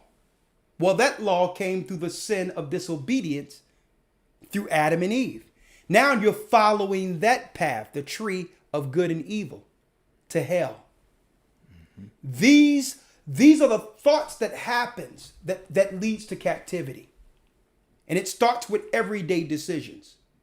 Should I call this person? Should I be around this person? Should I do this? Should I do that? These are the small decisions that leads to captivity. Because don't forget, we didn't begin to just serve Baal overnight. It started in increments. Well, let me just try this and see how it works. Okay. And then eventually you're like, I didn't die. There's nothing wrong with it. It's just that it's just a different practice, but really, it's really the same God. I'm still praying to my God, but it's just a little extra what the Gentiles are doing. Let me now share this with my husband and my children. Right? Come on. Verse 12, wherefore the law is holy, and the commandment holy, and just and good. Was then that which is good made death unto me? God forbid. So, is the law, statutes, and commandments bad? Is it bad? Because the churches today would have us believe that. Read. God forbid. But sin, that it might appear sin, working death in me by that which is good, the sin by the commandment might become exceeding sinful. For we know that the law is spiritual. We know that the law of Moses is spiritual. But I'm carnal. But the law in him, the sin of Adam, is carnal. What is carnal? It's an insatiable appetite, a selfish spirit, of one who's always looking to satisfy themselves, opposed to what? Opposed to dealing with the obedience and sacrifice that comes with serving the living God. Read. Verse number 15. For that which verse 14. Now, for we know now check out what this spirit does. And I'm speaking of this spirit of sin. That malignant root that was taken by Adam and Eve. Check out what it does. Read. For we know that the law is spiritual, but I'm carnal, sold under sin. For that which I do, I allow not. For that which I would do, I do not. Or that which I would, that I do not. But what I hate, that I do. I know what's right according to the law, Paul is saying. But I find myself falling right back into my old habits. The things I know is wrong according to God. I know right from wrong. But I find myself going against the right.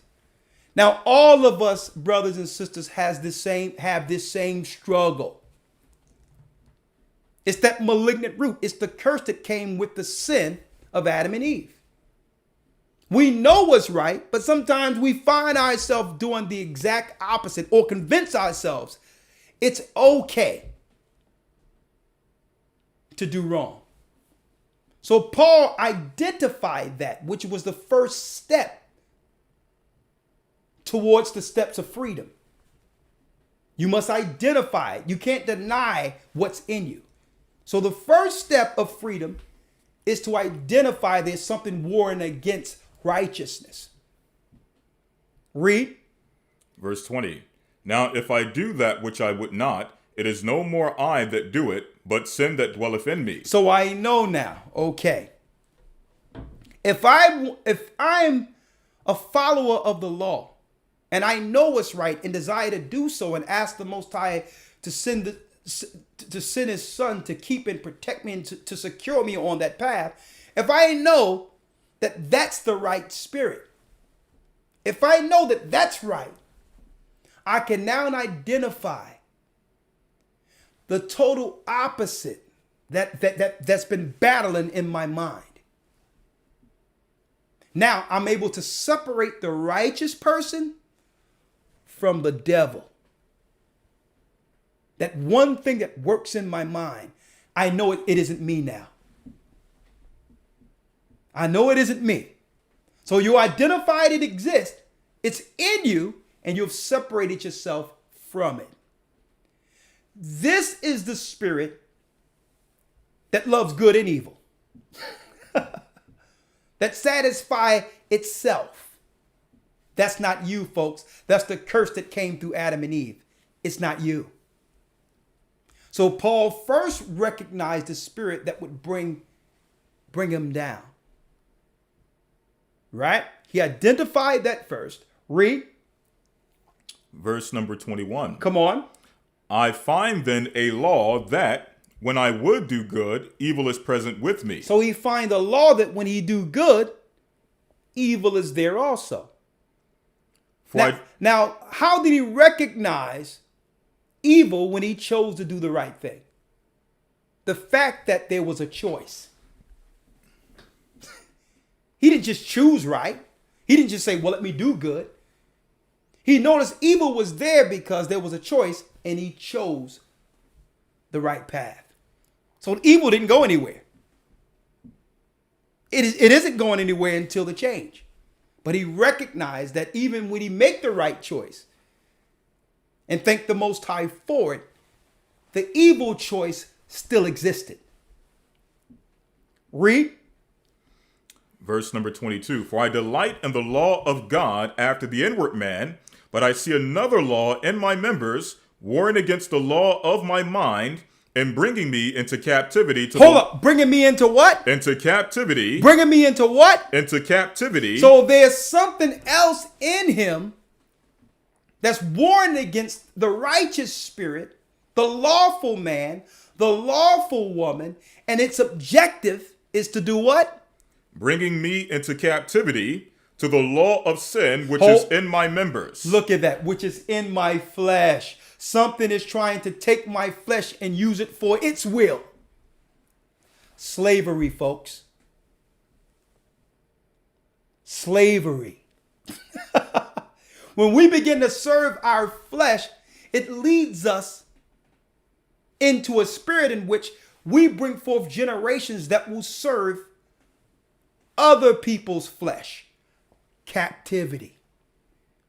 See, and Christ came to make us free from that battle by identifying its existence and saying, well, okay, Christ, before it's over, will eventually kill this negative thing off, this poison that came with Adam and Eve altogether.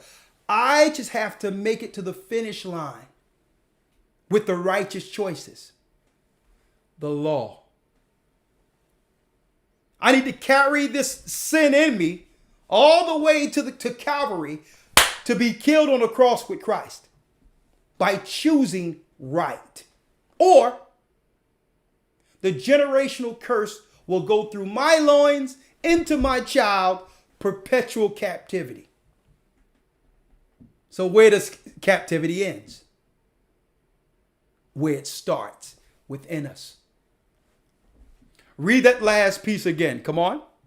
Verse 23. But I see another law in my members, warring against the law of my mind, and bringing me into captivity to the law of sin, which is in my members. Because what happens when you sin against the Most High and you know you're wrong? Think about what happens. You lose the propensity or the spirit of ambition. It makes it where you can't do anything. You feel dark. You just want to stay in the house. You feel sorry. It takes away that spirit, that fervent fire to run, to accomplish. It bonds your spirit. That's what happens. Okay? But when you're free from sin, you're light. You're useful. Okay? You're bursting out with ideas. Why? Because now you have the confidence and courage that the Holy Spirit is leading you. Mm-hmm. You're free. That's what real freedom is. And not bound through sin. See? Come on. Verse 24.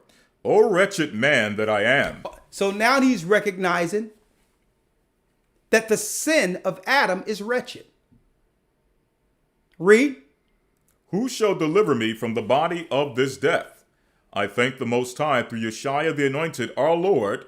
So then, with my mind, I myself serve the law of God. So with my mind, he didn't say the law was done away with. With my mind, I follow the law that was given to my forefathers. Read. But with the flesh, the law of sin. But with the flesh, the law of sin. I understand what spirit that rules this flesh. And I'm able to now suppress that spirit through the law given to Moses. And Christ has showed us how to conquer it.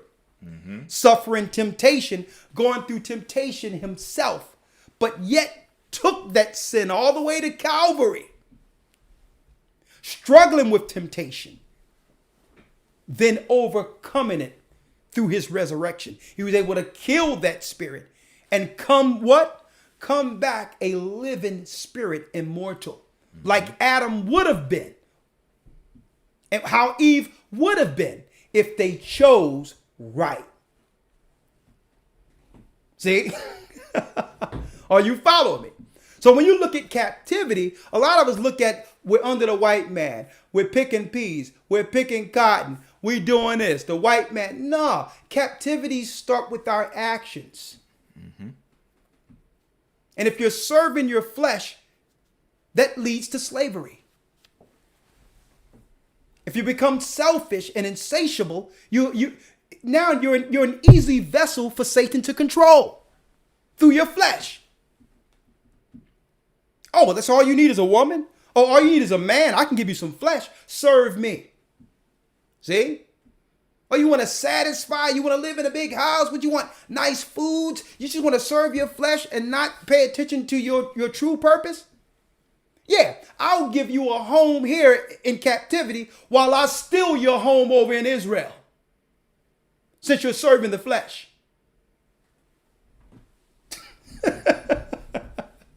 Are you following me here? So that's the whole deal, folks. And I'm going to tell you, this is how the disciples were breaking down the ministry and breaking down these epistles. He was breaking them down on a spiritual level so that we can look beyond the flesh and understand we are our greatest enemy. The seed of sin was sown in us through our father and mother. That's the enemy. And guess what? That enemy isn't race specific. That enemy is attacking white people. That enemy is attacking Chinese people. It's attacking East Indian people. They just don't know right. They don't know how to release themselves from it. And that's why the Lord told the disciples, the children of Israel who followed the true apostleship, that we ought to become a light to the Gentiles, to show them the way to freedom.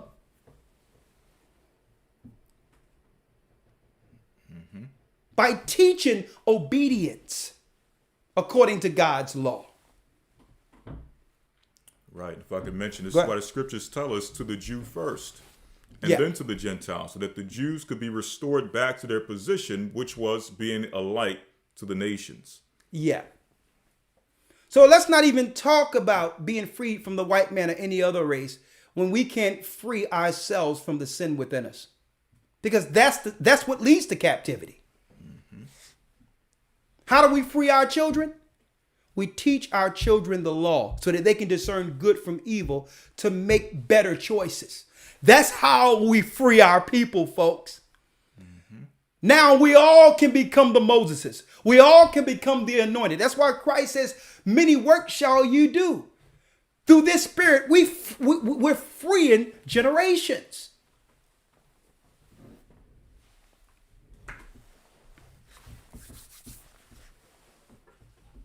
Man, I went well over time, but I had to break this down. Sold into captivity, sold under sin. We can overcome that spirit that leads to slavery because it starts with what? Us serving ourselves, putting ourselves into captivity by serving ourselves. The spirit of covetousness, leads to captivity. Now, when you read further down, Paul gives you the instructions of how you overcome. You got to buffet your flesh, which means if you are desiring to satisfy your flesh in a certain area, and the thoughts are insatiable to the degree in which you can't overcome what your body's asking for, you have to have it. That's the Most High showing you the areas you must fast and put it into subjection, which means if I'm desiring the flesh to a degree where I need whatever fleshly desire satisfied every day, I understand that I'm serving the flesh. So you know what I have to do? I have to abstain from that one thing until I no longer feel it, till it has no control over me anymore. That's how you do it. That's a fast. And you can do that in every area of your flesh. If you find yourself going overweight, knowing that that's not your natural weight, and you're becoming unhealthy, that's because you're serving your flesh. There's choices that you're making, even if it's clean food. But the choice not to eat it is there also, but you choose to eat it. And you're looking at it and saying, well, solid or T-bone steak. And you're knowing you're struggling with your weight, but yet the solid is there, and you're looking at the T-bone steak and saying, well, yeah, I'm going to do the T-bone steak. Well, when that thing has a rule over you to the point where there is no solid anymore and you're just T-bone steak, you know, okay,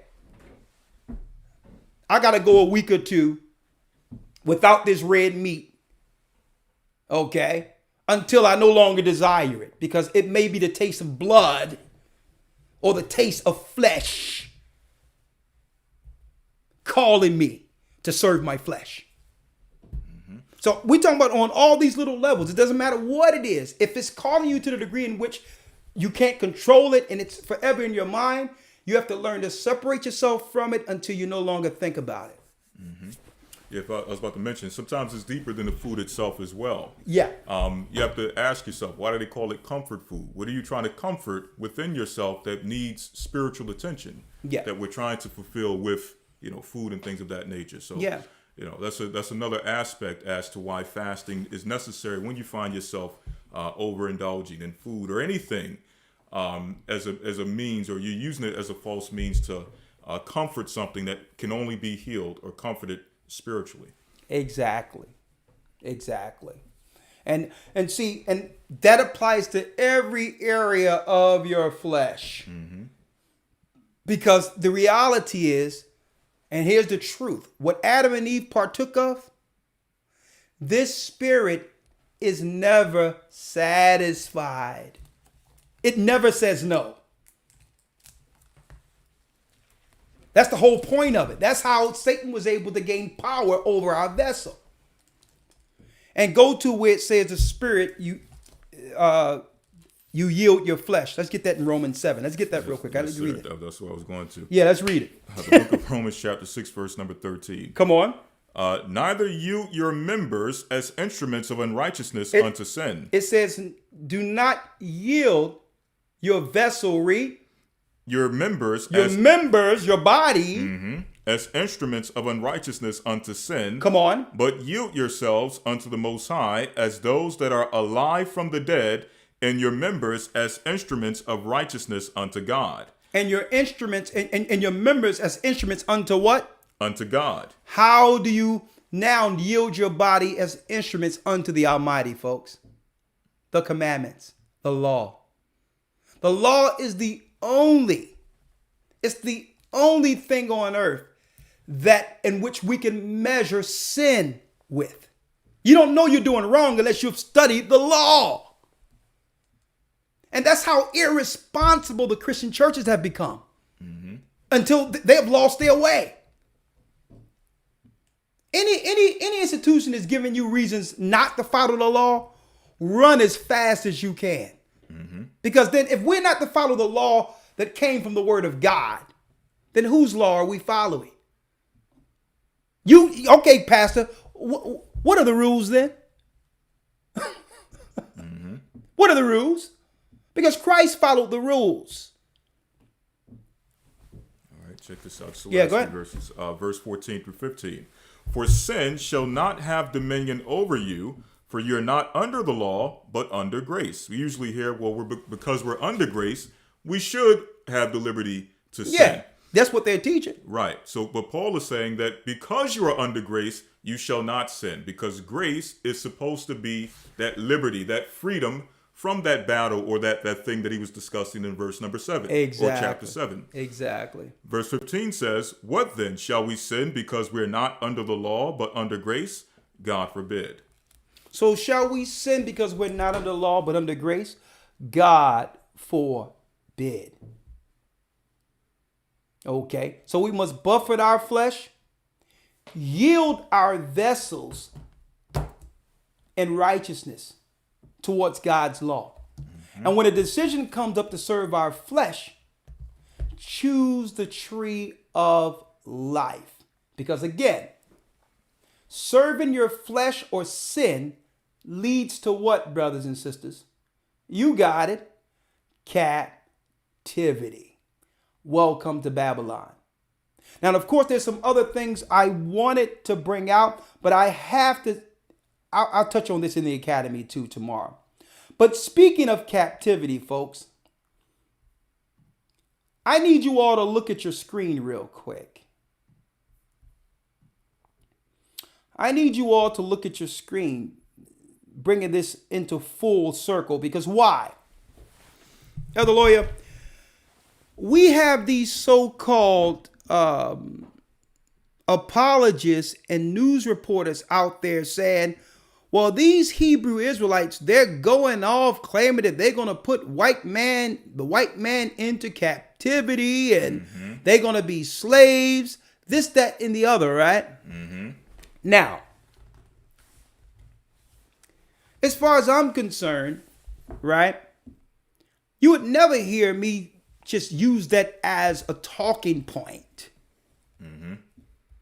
within this ministry. Because the captivity we're trying to get out is the captivity we've placed ourselves in through sin. So we're focusing on freeing ourselves from captivity, the sins of our flesh, before we talk about what's going to happen with some other people. Right. Because there will be no rulership if we don't release ourselves first from the sins which binds us. All right? But I digress. That's why you'll never hear us focusing on what's going to happen to the white man and what happened to the nations when, if you don't teach the true gospel and walk the correct path, you're not going to be in a position to see what happened to the Gentiles anyway. That's right. Okay? But I'm going to show you the hypocrisy of those who are trying to say, well, the Israelites, they're rogue, they are a cult. Hate group. They're a hate group. They're teaching that there's going to be some captivity and all this stuff, right? I need y'all to look at y'all screen real quick, folks. Where is he? This guy is a revered diplomat, a sage that was revered. I mean, all of Israel, the state of Israel, was shut down during this man's funeral in October 2013. He states, according to his Talmudic beliefs, that Goyim, which is Gentiles, were born only to serve us. They have no place in the world, only to serve the people of Israel. Now, he said this before it was being propagated all online and all that, and Israelites saying that Gentiles are going into captivity. Now, why isn't there a unified front against this man's statements, this Jewish sage? Now, I need you to now look at your screen real quick here. Right? Let me pull this up here.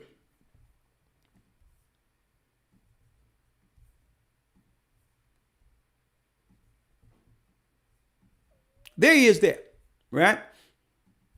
Check this out, folks. Here are his words, and he actually spoke these words, which was written in a Israeli paper in 2001, in 2010, excuse me. It says right here, and this is what Christians need to wise up with, that they're teaching under the modern day Talmudic doctrine that Christians are from the seed of Edom, and it's a spirit that must be eradicated out of the earth. Right.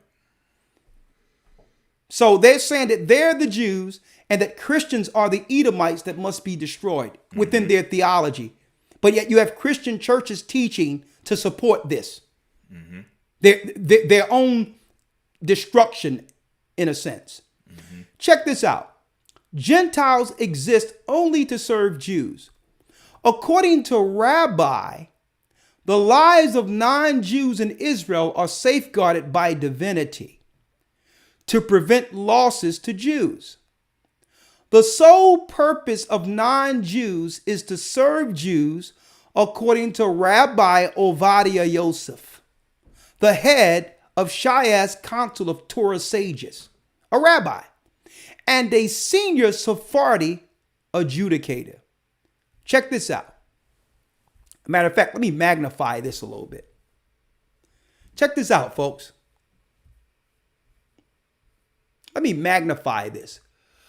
Goyim were born only to serve us. Without that, they have no place in the world. Only to serve the people of Israel. He said in his weekly Saturday night sermon on the laws regarding the actions of non-Jews are permitted to perform on Shabbath. According to Yosef, the lives of non-Jews in Israel are safeguarded by divinity. By divinity. You hear that word before, right? To prevent losses to Jews. Now listen here now. Check me out now. Let me get it here. It says, in Israel, death has no dominion over them. With Gentiles, it will be like any person. They need to die, but God will give them longevity. Why? Imagine that one's donkey would die. They'd lose their money. This is his servant. That's why he gets a long life to work well for this Jew, Yosef said. Why are Gentiles needed? They will work, they will plow, they will reap. We will sit like an infindi and eat. That is why Gentiles were created, he added. Yosef's Saturday night sermons have seen many controversial statements from the 90-year-old rabbi in August. Yosef caused a diplomatic uproar when he wished a plague upon Palestinian people and their leaders. A curse he retracted a few weeks later when he blessed them along with all Israel's other peace-seeking neighbors. Now, here's also, last but not least, here's an article that I'm going to go over in the Academy tomorrow where it says, the Sanhedrin Seduction Third Temple Temptations, a warning to Christians. A warning to Christians. So while you're looking at what's going on with Kobe, may the Lord bless his soul. While you're looking at what's going on with the cold, which is just a cold, that's all it is, with your coronavirus. They're planning to set up a Sanhedrin over in Israel that will be enforced to the European powers. That's right. To eventually make capital punishment for those who don't follow the new Noahide laws. Grace will be gone, and they will execute judgment against idolatry, which they deem is upheld through Christianity. If you are a Christian, you are an idol worshiper, therefore punishable by death under the Sanhedrin. Wake up. I'm going to drop this all tomorrow. But still, this flies in the face of their so-called, their straight hypocrisy. Claiming that Israelites are out there talking about some people going into captivity, Right. when their renowned rabbis are upright, unshamed at all about it, in the media saying that the only reason non-Jews live is to serve them. Huh? You didn't expect us to pull it out. Hey, we're going to talk about captivity. We're going to talk about those who has also benefited from the fruits of captivity till this day. So I wanted to put it out there, and I'm going to talk about it tomorrow. Yes, sir. And of course, it should carry more weight coming from an individual like this than an Israelite, because an Israelite, he'll go on the street, he'll say these things, but he's going home to his neighborhood. You know, he has no power to do anything of what he's saying. Yes. In this case, this guy is sitting as a chief rabbi in Israel. I'm not sure if he passed away, right? Yeah, he passed away in 2013. But nonetheless, the idea did not pass away with him. It didn't start with him, neither did it pass away with him. They believe that this is something that will be fulfilled on earth. And on top of that, they have a military. They have different industries that can actually help bring these things forward. So it should be more weight should be carried, and more concern should be pointed towards him saying it than an Israelite on the street saying it, who has no power to do anything of such, or as far as putting people in captivity. Exactly, because they'll make you think that these threats that are going on, even though I don't, Right. I'm not behind anyone saying what they're going to do to some other people without us getting ourselves together and let Christ be the judge on all that. That's right. But all in all, they make it seem like there's this great threat of somebody doing something to white people, and they claiming they're going to do something, put somebody in slavery, when these poor people in the ghettos have no power to execute anything they're talking about. Mm-hmm. What's more scarier than anything, the ideology that's really being enforced through these people saying that all nations should serve them, who have a military to back their ideology. Mm-hmm. Like you were mentioning. Mm-hmm. Are you more scared about some Negroes with a few fringes hanging down? With a stick. And then after they break down, going to get 2 Popeye chicken sandwiches? Or are you worried about someone with nuclear missiles saying that you should serve them? Right. With that, I'm going to say shalom. And brothers and sisters, I hope this have edified and quantified the spirit. I hope that through the spirit of the Most High, you all stay with your ear towards the ground, your eyes in the Bible, and stay prayed up and sin not. We'll soon see Zion. And of course, we're going to bring it tomorrow in the Hebrew and Bible Academy. Yes, sir. All right. So if you wish to be a part of the Hebrew and Bible Academy, send an email to historytimes.org, or go to gatheringofchrist.org, or send an email gatheringasone@aol.com. Also, I want to make an announcement about the calendar. Yes, we have the calendar here. Where is it? Is it over there?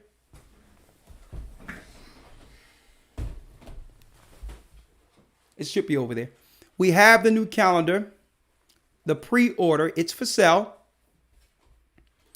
And you can actually get the calendar. Let me get it here. You can get it pre-ordered. Okay. No, don't worry about that. I know what to do. I can just put it here. You can get it through pre-order, gatheringofchrist.org. Let me just... Okay. Let me give it to you here. 1 second here. Let y'all see at least a cover of it.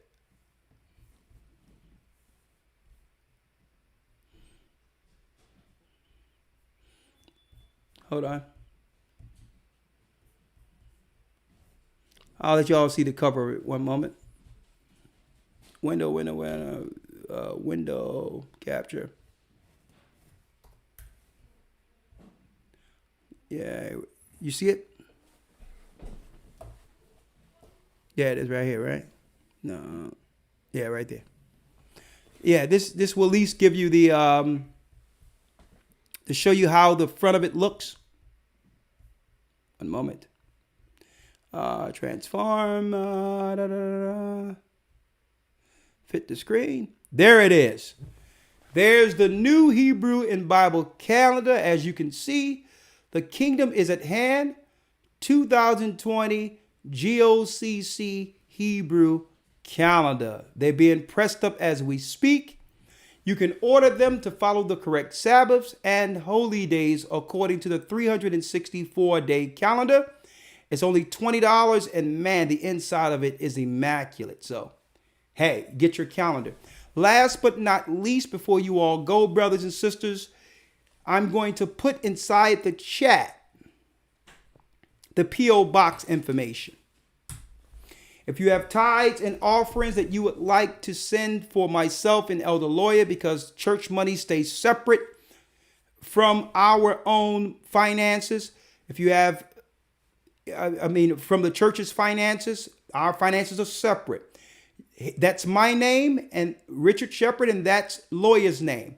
2000 Hambledon Street, P.O. Box 946, Philadelphia, PA 19130. If you would like to support our ministry, of course, everything you give us, it goes towards the work. Okay, but of course, the church money is separate than ours. So if we have enlightened you, if we have instilled anything spiritually in you, and you would like to send a gift, we're more than welcome we'll be more than happy to receive it, because guess what? You got it. The harvest is plenteous, but the laborers are few, and we're doing the best we can. I mean, we stayed over here for 4 or 5 hours on this one. With that, Still, gotta get prepared for tomorrow. We got to be prepared for tomorrow. We got to get up and do that at the academy. So if we have sown into you anything, please, if you can, help us out with any tithes and donations that you can help us with, okay? With that, we'll see you tomorrow in the Hebrew and Bible Academy. Stay prayed up, sin not. We will soon see Zion. Shalom. Shalom.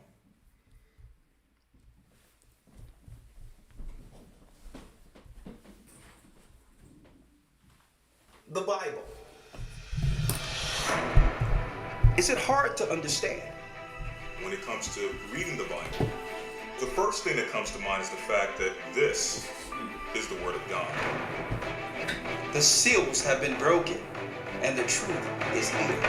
And when we go throughout the scriptures, when we go throughout extra biblical records, we find that the language that God employed, that He used to create the heavens and the earth, was the Hebrew language. Christ said, I came for the lost sheep of the house of Israel.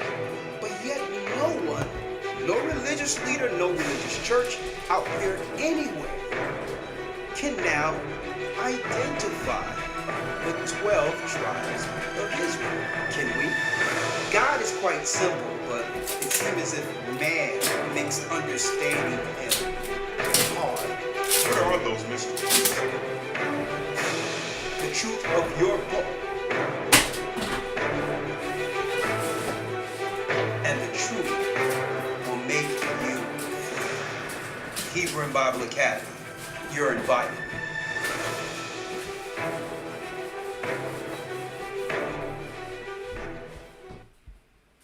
Shalom, brothers and sisters. See you tomorrow.